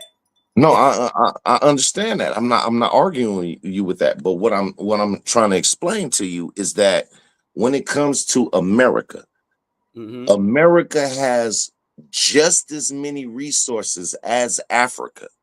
But and also and also by its shows with the dramatic purchasing of different industries from China, from Africa, that America is self-sustaining. America doesn't need anybody else more so than anybody else needs America. This is why America is the central fucking hub of everything. Love it or hate it. We the big bully on the yard, nigga. We don't give a fuck about how y'all feel. We got the biggest stick and can't nobody do nothing to us. That's America. It's big as far as that, bro. That's America. Let him land, Calico. Let him land. All right. The American face card is shaky right now, bro. In the world eyes. That's what I'm saying. I feel you on that because I'm American. And I out here, that's how I carry myself, like an American. And you ain't finna tell me what I can't do. I respect the laws, I respect the culture. But when it come to moving and shaking on some business, how I conduct business, nah, man, you ain't This how we do. Oh, I hear you with Trump name in your mouth. So this what a Trump deal look like. Either deal or no deal. Is you gonna charge me this price or is you gonna charge me this price? What you gonna do? Or I'm gonna go to this man next door that's selling the same thing you got and come with him with a cheaper price, and I guarantee he gonna sell it to me. That ain't what Trump. That ain't what Trump saying. You know what Trump is saying? Trump is saying, "Fuck all of y'all. We gonna build it in America again." Hold on. That's what need to happen. But look. Let me end the argument. That's what need to happen. Let me end Go the ahead, brother. argument. Let me show you how. Because you was talking about oil, right? Mm-hmm. We got Saudi Arabian kings and prince and all types of royalty that run the oil game. We ain't dropped no bomb on them. We ain't try to take down one of the Emery niggas, none of that shit, right? But when it came to Africa, when it came to Gaddafi, and he was trying to change the motherfucking dollar, like you got to come over here and buy oil with gold. We're changing the motherfucking money to gold. That man was murdered by the Obama administration. That was a threat to America. Gold. Muammar Gaddafi. Hold on. Mm-hmm. Gold, not oil. Gold was a threat to America, my nigga, not oil. So when you was going on the oil rant, that's true. We got hella oil, but gold is what we don't got. So when the motherfucker talking about we want to do trade in gold or we making our money gold, that's a threat to the world when you own all the fucking gold, bro. Talk your shit, yo. That's why that nigga is out of here, bro. Period. He'd still be alive if America was still relied on so much oil. Like, come on, man. That nigga was trying to switch the game, take the American dollar out the game. Now you got to buy this with gold, or we're not taking the American dollar. Muammar Gaddafi, I agree with you on a lot of the points that you just made, was killed, in my opinion. Again, I'm just stressing in my opinion, because he was a self-sustaining country. He didn't have no national debt with nobody. He didn't need nobody for shit. And like you said, if you want to play with me, nigga, we gonna play with gold, because that's the resource that I have. And that's a resource that's a top commodity in the world. Again, just because gold may not and silver may not produce gas, which is the bottom line of the whole fucking commerce chain, doesn't mean that it isn't valuable. So I get that. Petrodollar, right? Say again. Trump got to go cut a new deal with the petrodollar, because you know y'all the dollar just floating on air right now. It ain't backed up by nothing. The dollar is shit right now. Well, it hasn't been backed up by nothing. It hasn't been backed up by gold, my nigga. It ain't backed up by shit right now, and it's going low and low and low. Yeah, I believe it was around. That's why Gaddafi was eliminated, because the gold was the American dollar is dropping, my nigga. It ain't worth shit but in America. You go overseas, nigga, you'll get less than, like, it used to be double the money. You used to go overseas and get double the money. Now you probably get, nigga, less than what you bought with the American money, because it ain't worth shit, my nigga. It's damn near becoming a peso overseas, nigga. Literally. Am I lying, bro? You ain't lying, bro. I just pulled some money out the bank the other day, and I was like, what? But the number one currency in the world is not the dollar. It's the Kuwaiti dinar. I'm glad you said Kuwait. The Kuwaiti dinar is the number one currency in the world. After them, it's the Swiss money. Then after them, it's the euro. Then after them, it's the American dollar. So the going down. The Dutch mark then took over the euro. Done took over, bro. Swiss money done took over, bro. The dinar is definitely the most valuable currency. It used to be American, then euro, then everything other. Nigga, then everything Canada. Wow. America's still in the top 3. Top 4. Top 3, 4. Because they fighting. Guess who they fighting with right now? The Chinese yuan. No. They neck and neck. No. You mean the yen? Yes. The yen, yuan, whatever they call that shit. They neck and neck right now. Wow. Then after them comes the ruble. The ruble is the Russian money. So Russian is right up under us, and we used to be Russia number one. Used to be number one just a year ago. Just a year ago, yup. So Trump got to do something. Boy, he got to do something. He got to wake it up. Well, he got to wake it up. He got to wake it up, bro. The ball is in his court, man. All day, he got to wake it up. But as a black man, I'm talking to every black man and black woman that's watching. Africa, see, a lot of people coming over here trying to escape America. That was part of my mind at first too, but at the same time, I'm an American hustler. So when I go to this new place, what kind of hustle can I do? You can't come over here and get blessed with access to resources. Do what these white people see. You got a blood right. These white people been over here stealing, but you got a blood right to come connect with your people and get access to resources so we can go back. And then we ain't got to worry about Trump. We got our own candidate in office. This type of shit I'm on. Look, let me tell you something. Let me tell you something to land on that. I had a couple brothers out here, rappers and entertainers that I knew, and just dudes with money.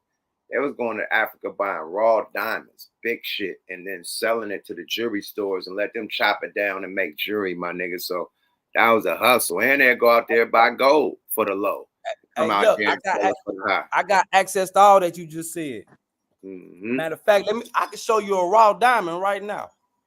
Yeah, a big boy. You know what I mean? They had a big boy shit and they come sell it. You know what I mean? Something like a bit nice little rock. You feel me? Nice little rock. Come dump that shit off. That shit ain't as worth as much over there as it is over here. Yeah, because the small hats run the market in America. 46th Street, Diamond District. Raw diamond, bro. Yeah, they look just like that. Bro had a ball like a motherfucking bolt, a little ooh-wop ball of that shit. Nigga, look just like that. You gotta shave it and you know make it look clear and shit, but they just like that, my nigga. They look tan. Get the first coat off. Yeah, you gotta put the coat off and you know, but hell yeah. So so one more thing, man. Before we get up out of here, man. Do you think we in the middle of World War III? Do Africa feel like that with all these wars? Because okay, let me tell you, in Burkina Faso, right? They just had a coup. Young eBay. He the best thing since Martin Luther King. Oh yeah, he took over. He took over. Bro, hey, bro. Front line leader out there. He ain't playing no games, my nigga. That young militant nigga with all the camouflage shit with the hat to the side. Yes. He ain't playing no games with him. Hey, bro, it's because the colonial system been running the world for centuries. They the ones enslaved our ancestors. So France was the colonial leader out here, right? They kicked out the French, and he's changing the whole, getting it back to culture, our culture. You understand what I'm saying? And they taking control of their resources. That's why they didn't try to kill him about 100 times. Look, motherfuckers was acting funny about renting a spot to me because the last people that tried to kill him was Americans. Oh, wow. So they hired Americans to come in to try to get him. Yep. So when he took the trip to Russia, like 2 years ago, hey, boy, everything changed. But Putin give him everything he need. Putin in Turkey, man, they got these drones in the sky. Boy, they just took the east where all the gold at. Well, what's his name? Mansa Musa territory. They just took that the other day. Oh wow! From the terrorists. Oh, about Timbuktu. They getting ready to make a gold-backed currency. Same thing as Gaddafi did. Voila! It's pan-African out here. It's a pan-African thing. So what he doing right now? He's standing up for every black man, black woman all over the world that's descendants of Africans. He even called us home. He said, man, y'all come here, open up businesses, come fuck with us. The market, get the money back flowing. You know what I'm saying? So that's what I got going on as far as on the business tip. I'm involved in the resources. You know, I got blessed with that. You know, so it's only right that I pass it on to my people. Like, look, this is what, in order for us to do what we need to really do in America as a people, as a conglomerate, we need access to resources. That is the number one most bedrock foundation of any industry. I mean, I don't give a fuck if you open up a burger restaurant. What does that matter? What does that matter if you don't have a good relationship with the potato farmer and the cattle, the beef, the motherfucker that produced the beef? You have to have the resources. And if you don't have the resources, and we're always boxed out of the resources, then I mean it's damn near a written failure. It's set up to fail if you don't give people access to the resources. If the resources are all being hoarded by only but a certain few, then where do you expect the change to be? Because I've never seen a wealthy motherfucker want it to be anything other than more wealthy. Now, look, this is a great alley-oop, right? This is a great alley-oop. Somebody said Putin is ahead of tech, just like China. I want to ask this American African brother that's in Africa, how do they feel about Elon Musk in Africa, him being from South Africa? Hey, I heard what bro said earlier. He's African, but he ain't African. But how do they feel about him? That's his nationality. That's not his race. Nah, bro, there's white Africans. No, that's his nationality, but it's not his race. There's white Africans. That's not his race. That's his nationality. Born and raised in Africa. Yes, that's for your nationality. No, for they call some of them they call Berbers, some of them are called Bushmen, but there's white Africans, bro, that's been here. I understand that, but when I say it in that context, what I'm saying is that Arab is what I call them. What I'm saying is that, okay, the same way that they call us African Americans, right? Yeah. Meaning that American is our nationality. That's the nation that we were born in. So his nationality is South African. Yeah. But his race is not African. See, that's the thing, bro. See, when you come on this side of the world, see, in America, we only think like that. We only put race on everything. We the only area in the world that has division. Fact. We have the most division. They got tribes out here, but all the tribes know that they're cousins. They know that they're family. They have different beliefs, different practices, but they know they're cousins. You know what I'm saying? Like the Zulus versus the Yoruba. They know it's two separate tribes, but they know they family. Versus the Tutsis. You know what I'm saying? They family. And that's a prime example of mental slavery that the French had over the Hutus and the Tutsis by making them fight, just like in Liberia. You see, I gave you that alley-oop, right? Yeah, appreciate that. Yeah. Prime example of colonialism, turning brother against brother, tribe against tribe, and they sit back, let them kill each other, and they go steal the gold and the silver. Why they kill each other? One love, who said it? I know who Dini said it. The haters told hate. That's why we gang bang. House niggas versus field niggas. That's what it was. So the question was how they feel about Elon Musk out there. Oh yeah, Elon, he that dude. You know, this is, I think it's a lot of geniuses out here working with nothing, right? But he's been blessed, like you say. He did get the hieroglyphics, and there's other structures that's older than the pyramids and hieroglyphics and all that. It's other stuff out here too besides that you know a lot of our black scholars don't even talk about. But yeah, all that knowledge, like the Dogon tribe out here, they was the first tribe to map the stars. So he got all that knowledge, like he said, from the hieroglyphics and from Africa, and brought that shit to America and made Tesla. From the elders. That's what the white people do. They come out here and get the information from the elders and take it back to America and use it on the slaves. Well, I mean, anybody that know anything, if you believe in Pangea, meaning that the whole world, all of the lands in the world was one at one time. When they all broke apart, if you put them back together like a puzzle, Africa is always going to be the center of it. Yeah, Africa, it has more resources for as far as like different kinds of resources than any other place on the planet. Let me take it deeper than that. Everything is biology. The earth is alive. They think Jupiter is finna give birth to a planet here in a minute. Yeah, I didn't believe that. Say that again. The earth is alive. That's why I say that's why I believe in God. Because when I go outside, when I seen when they do the fast, the speed time, the time lapse of a marijuana plant growing. And I seen that shit grow from a seed to motherfucking a tree to start. They did a time lapse of that shit. That shit is alive, my nigga. Alive. The earth is alive. The earth is alive. Man. The water is alive. The ground is alive. The rock, nigga. The motherfucking the sky is alive, my nigga. Like, let for me tell you real. some Say shit. that again. Like, this how you know God is fucking real. The sun is alive. The moon is alive. That shit is alive. No matter what we do on this ball, that ball is alive. That's why I call it Mother Earth. The Mother Earth is gonna take care of herself. That's why you got winter, fall, summer, all that shit. It cleanses itself and then it rebirths itself every like time. a period. It's like a period. Like a period. It cleanses itself and rebirths itself every fucking year. The whole Mother Earth. It's alive, nigga. Facts. And without this earth, we wouldn't be alive.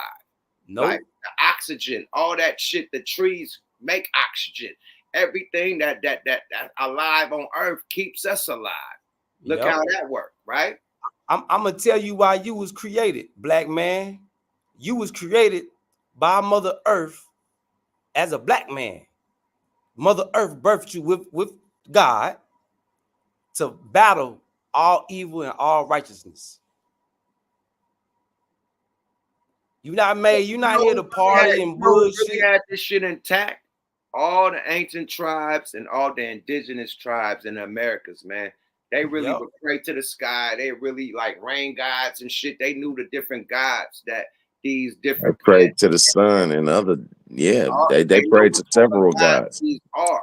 They know what type of shit, like, okay, we're gonna pray to this to bring crop. We're gonna pray to this to do this. We're gonna pray to this God, that God. Like, they had different gods that they was praying to that was earth gods, like, you know what I mean? The weather and shit. You know what I mean? Like, and earth plants and shit. Like, they was praying to this shit. You go to Asia, they got respect for the motherfucking bees. They got respect for the ants. All that shit. Shit we stump out every day. Like, they praise in my countries, they praise these insects and animals and shit. In certain countries, certain animals is sacred. Yeah, you kill a cow in India, nigga. They gonna bury your ass in the hills. Yeah, good luck. Good luck. What? No, they Nigga, put them up. drag you through the street, nigga. What you're supposed to do, customary, if you kill somebody animal overseas, you're supposed to butcher it. You're supposed to let the owner's supposed to find out, and you are supposed to butcher it and make sure it get distributed. You're not supposed to just let it sit there and rot away. I know that's how they do in Africa. If they hit a cow on the side of the road and he ain't splattered all on the side of the truck, they gonna cut him up, holler at whoever around, go find out who cow this is and tell them we cutting them up and make sure it's ready to be distributed so it don't go to waste. They don't believe in wasting nothing. I bet they don't. Shit. So if you kill it by your punishment, you got to butcher it. Okay, so he proved that Elon got the technology from Africa, South African. I thought this nigga was an alien, but he just got the game from Africa. He got the chip in his head. He put his own chip in it. No, he put a chip in his head? Yeah, the Neuralink. You lying. That's why he act like he computing. Yeah, he be like stuttering and shit like a motherfucker. I'm like, why he stuttering? Here y'all go, Y'all man. ain't heard about the Neuralink yet? Bro, that nigga I be heard about stuttering. Neuralink, but do he have it in his shit? Man, Just look that at nigga be stuttering like a motherfucker. I'm like, what are you about to say? Like, yeah, we got Starlink and Coinbase and he trying to talk. He trying to talk and update. So y'all know what this means, right? That means Skynet is about to come online. Oh man, you see the robots, man. Skynet already here. It's already here. Boy, Skynet is online. The T-1000 is going to come and kill all of you. Man, you go to Asia right now, they got robot waitresses. Facts. Check this out. That nigga came out so hyphy when Trump announced him on the first one. That nigga was like, like, yeah, man. Like, I don't know, man. He probably got that shit, man, when the nigga got planted in the back of his, and the nigga was fighting niggas and shit, like, oh, this nigga like, don't stop, and he beat niggas' asses. Like, he probably got You know that nigga, what's the name, called Elon Musk, a madman. What's his name? Stephen Hawkins. You know, Stephen Hawkins is one of the most intelligent people on this earth. He was a certified genius, right? And he said, and he warned against AI, like, man, y'all don't know what kind of demon y'all playing with. Like, if you put these computers on a path to where these motherfuckers can start computing and thinking in the same way that a human being thinks, we're going to be the first thing that goes. Hey, bro, it go deeper than that, man. They already done created it. They battling robots now that's going AWOL. Asia got robot for the army. They So building what do you robots for the so army. what do you think that's going to end up exploding Asia is into? building, Asia is building shit that look like the big Iron Man, like Iron Man Hulk. They got robots like Iron Man Hulk, nigga, ready for war, nigga. The Hulk Buster, nigga. They got the Hulk Busters, nigga. Look it online. I ain't lying. China I ain't saying you lying. China is the masters in drone technology right now. I get that. So with knowing this information, does this make you feel comfortable? Just a minute. Hell nah. That's why I'm glad I'm in Africa. Because it's gonna be hard for them to power up out here. Do you think that we've gone so far with technology that it's going to end up being a weapon that's used against us? It's Nigga, already phones is used against us already. Phone is Well, technology. not on no mass level. I'm talking about like nigga, where it's kids and hella people is committing suicide because of social media. Let's stop playing. The phones is used against us, nigga. They taking our data, nigga. We could talk about something right now, and we pull our phone out, it's gonna pop up. No, I get that. All right, I'm saying it in this context. I'm talking about in the way to where they got robot armies like really ready to come wipe motherfuckers out. You could think it too, because I was thinking about some shit and it popped up on my phone. I didn't even say it. You're right. You could think it. How they got what you could think and it's on your phone? Yeah, no, I get you. This the Matrix like a motherfucker. I Like when you on YouTube with fresh thoughts that I want to see, and boom, as soon as I pop the YouTube on, it got everything I want to see. Nigga, as soon as you go on Facebook, I thought I was gonna have to search it. It's right there. Recommended. As soon as you go on Facebook, the first thing they say is, so what's on your mind? But the thing is, it ain't they can know it. They ain't like they can't read your mind. It's your patterns of what you're doing with your phone. So they know right. It's an algorithm. They know the algorithm of what you hit, what you're gonna do on a daily, how many times you go to this platform, that platform. They know. You know what I mean? Then when you talk about something, they'll put the ad up. You know what I mean? But they know just from your movement and your motions with the motherfucking app and the phone. That's why you order from. If you go on motherfucking Uber Eats, what you order is popping up first. It already knows. That's why I thank God every day that I was around before all the computer shit. It know you before you eat, make nigga. decisions. I know what you eat. It's popping up. And I ain't talking about in your city. You go out of town and you do the Uber Eats and all the shit that you like is popping up in that city. You ain't never been there. That shit popping up. Recommended. They're gonna search out what you like because you already got a pattern of what you order, right? That's the algorithm. So they know what you're gonna do from your electronics, my nigga. So they already got it from the electronics and the social media. Period. Do you think that that's a step beyond like violating motherfuckers' privacy to the point to where you keeping tabs on? Because like what a lot of motherfuckers don't understand when it comes to these devices, delete does not mean erase. It's deleted from your device. But they still got a motherfucking a mainframe where all that shit is being stored. Yeah, everything going to the cloud.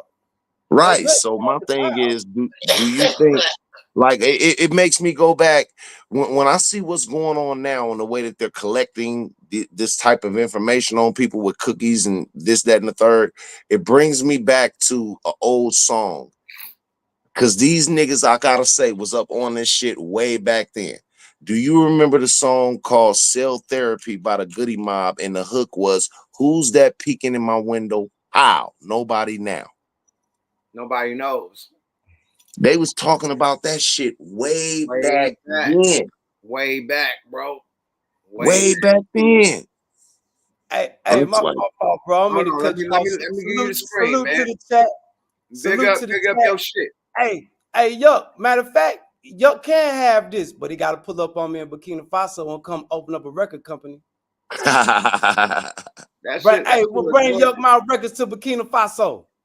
I got some talent for y'all here too, bro. I just want to be your A&R. I go find all the talent, then lock down this French market real quick, make these millions. That shit look gorgeous, man. Let me show you what Johnny Dang did for me, man. That's gorgeous. Dang gang, dang gang. This that 999 pure silver, and this that 18 karat gold. Dang gang. It's like 3 grams, 3.5 grams. But just a little simple gorilla hair. I'm trying to give my guys some tools they could do better work though. You know, this just they using primitive tools out here. And I say, boy, you could do that with them tools you got. I say, boy, give me that. That's handmade too. I say, yeah, let me do that. But yeah, Yuck Mouth Show can get this live on his show, but he got to come pull up on me so I can meet him at the airport. Like, boy, I've been waiting on you. let's get them money. Oh yeah, So, that man, looks nice, man. Ready Rose, big salute, Ready Rose. I'm glad you said that. Good alley-oop. That look nice, man. Let me show you what Donnie Jane did for me, man. And they said Donnie Jane. You mean that's Johnny Dang? Man. Hey, Yuck, I'm gonna be 100 with you. 3D. That's 3D with the Nikes on it. With the Nikes. That's hard. Johnny Dang on the back. You see the boy. See, that's all my dudes needed. Some simple Yeah. tools. Bro. We could be doing shit like that. Matter of fact, that's the original Looney Tunes. Gold chain on, so it's gold, white gold, and rose gold all in one. That's that Johnny Dang Looney thing. 3 The nigga got a gold chain with a pendant on, and the pendant got a gold chain with a pendant on it. Word up, bro. That's hard. Boy got that big 5 on it in his hand, a big $5 on it. You know, it's Looney. Yeah, that's that Johnny Dang thing. But, that's that original Looney Tunes logo, mate. Hey, Yuck, be 100. Would you come out here, man? I could plug you in. You could be the Johnny Dang gold supplier. Hey, let's do it, man. Hit me in a DM, bro. Period. Already. Straight up. Let's end this shit on a good one, man. I know it's morning. It's time to take the kids to school and shit. I'm gonna let everybody get their kids to school and shit, man. I appreciate everybody tapping in, man. Y'all want to do some shout outs before y'all get up out of here? Go ahead. I'm gonna get a flow to you, my brother. Hold on. Let Calico go. No, you No, go. I'm gonna let my brother go. Man, big salute to you, Yuck, man. Big salute to Calico, man. Salute to the chat, man. Salute to all my people, man. Hey, let's hope that we can get back to getting to the money, man. Hope that we can get back to our Debo status on this world market. Let's hope Trump can do it. That's my big thing, because we need that. Boy, give me your social media where they could get that jury at. Oh, my social media is I'm on YouTube, YouTube at GPT Cuddy or Cuz Cuddy TV, and my Instagram is at Cuz Cuddy. At Cuz Cuddy, man. You might have some issues with JT after this, but we can have issues. Hey, that's another topic for another story. Come on with it. Come on with it. No disrespect to the big homie, man. He put me on, my nigga. But what's between y'all, my nigga. Save it for your podcast, your YouTube, man. Appreciate you tapping in from Africa, my nigga. That was huge, man. Big W, man. Appreciate you, champ. That's a fact, man. Appreciate you, bro. Man, I definitely got to give a shout out to the Fire Breathing Dragon for opening up his platform to all of us to be able to come and build, teach, and learn. I'm starting a new podcast called Shark Infested Waters. You can look for it on YouTube at Calico, CALIKO _SIW, Shark Infested Waters. I need everybody to come and sub so I can get it off the ground and get it going. Salute to all of my partners, man. You know what I'm saying? My cousin KOB707. Follow him on Instagram, man. One of the rawest motherfuckers that ever come up out of Vallejo, man. Shit, 3D the Capo, man. Big cousin Dame Fame, birthday in a couple days, man. Gooch the Great. Shout out free Micah Scary, man. It's always a treat when real players meet, man. You know. Always, man. Thanks for tapping in. Town business, my nigga. Appreciate you, man. Calico always in the building, man. Yes. Alumni shit, man. It's the motherfucking mob, ho. You dig? Another episode of What the Feezy Weekly with your nigga Yuck Meezy, man. Y'all hit them likes, y'all getting the motherfucking comments, man. Talk y'all shit. This been a real emotional election. You know, my nigga Kodak Black was geeking and tweaking at the goddamn Kai Cenat interview. You know what I mean? But other than that, man, we had a great motherfucking morning. You know what I mean? Get them kids to school, do what it do, get them some breakfast in their motherfucking stomach. You know what I mean? Drive safe. You know what I mean? Deal with the traffic. You know what I mean? Don't be speed racing trying to get your kids to school. They don't get there in time, Genuine. Get them dressed, man. You know what I mean? Do not finesse, man. Because when you finesse, nigga, you know what I mean? You got to deal with the boomerang, man. It's called karma, man. Good business is always going to bring back good business. That's the quote of the night, man. I'm start doing the quote of the night, man. Good business bring back good business, man. Don't burn no bridges, man. That's the quote of the night, man. Good business bring back good business, man. And shit, it looked like Trump brought back good business, you dig? So let's you know, people that voted for different people, you know, it is what it is, man. There's no reason to funk with each other. We all Americans. And yeah, we got to go with the Hulk Hogan shit. I am a real American. Fight for us, right for every man. Like, we got to do that. We're real Americans. Like, when 9/11 happened, we all came together. So let's just all come back together. There's no need for slander because of somebody's choice. You know what I mean? That's like slander for somebody's sexuality. And we not have no smoke with what the rainbow community do with their sexuality. You know what I mean? So same with somebody's vote. It shouldn't be slander. You know what I mean? On that note, it's another night of Yuck Mouth TV. Subscribe to your motherfucking guy. We was talking about comic books tonight. This is my part 2 of my comic book, The Legend of Yuck Mouth. Gonna grab that, support the mob. This is great shit. It got nudity in this motherfucker. This one they turned it up. You know what I mean? This second one is many, man. So go grab this right now on firstcomicsusa.com. Support the mob. Get 1, get 2. Part 1 come with a soundtrack. So, you know, support the mob, support my dreams, you know what I mean? Because I'm definitely going to be doing comic books and art, you know, on the back end when I stop doing this rap shit, you know what I mean? And I'm not going to ever stop doing this rap shit because my son rapping, I'm going to help him. I'm going to be management. My management team is serious right now, so I'm a managed artist. So I'm not going to never be done with rap, you know what I mean? Period. Straight up. I probably get too old to rap. But as far as being in the rap game, I'm always have my hands in the rap game because I'm doing too much business right now to just drop out when I stop lyrically rapping. Like, it's so much other business in hip hop besides just rapping. So we don't keep that shit lit. You know what I mean? We gonna keep doing shows, all that shit, man. We gonna keep the shit lit, man. Speaking of shows and keeping it lit and albums, you know, I'm working on my shit, you know, City of Dope Part 2. You know, we're going direct to customers, so it's on y'all to buy this album. I'm not doing no GoFundMe, none of that shit. When the album is done and, you know, all the packaging I got to do with that, when all that's done, I'm going to put it up for sale, you know what I mean? And y'all buy it, you know, and it's going to come out on a certain date, or it's going to come out when a certain amount of copies get sold. You know what I mean? Period. Once that gets sold, man, we putting that bitch out. We definitely dropping videos and shit, all that, but that's coming with the album. You know what I mean? Once the album go out, you know what I mean, which is, you know, the people's funding this album. You get the videos, the album, DVD, everything, all the other shit to go with it first. Once y'all get it, y'all get to sit on it. Then I'll start putting out the videos and shit for the public. But y'all getting everything, the whole package deal, man. So it's going to be a dope one, man. We also working on Thug Lords, you know, part 3 or part 4. Me and Sibo. Now, I mean, Cocaine Cowboys, that album is fucking bananas. We ironing that. We just got Zero on the new album. That motherfucker's bananas. Shout out to Zero. Go look at that motherfucking interview we just got on Smoke A Lot Radio.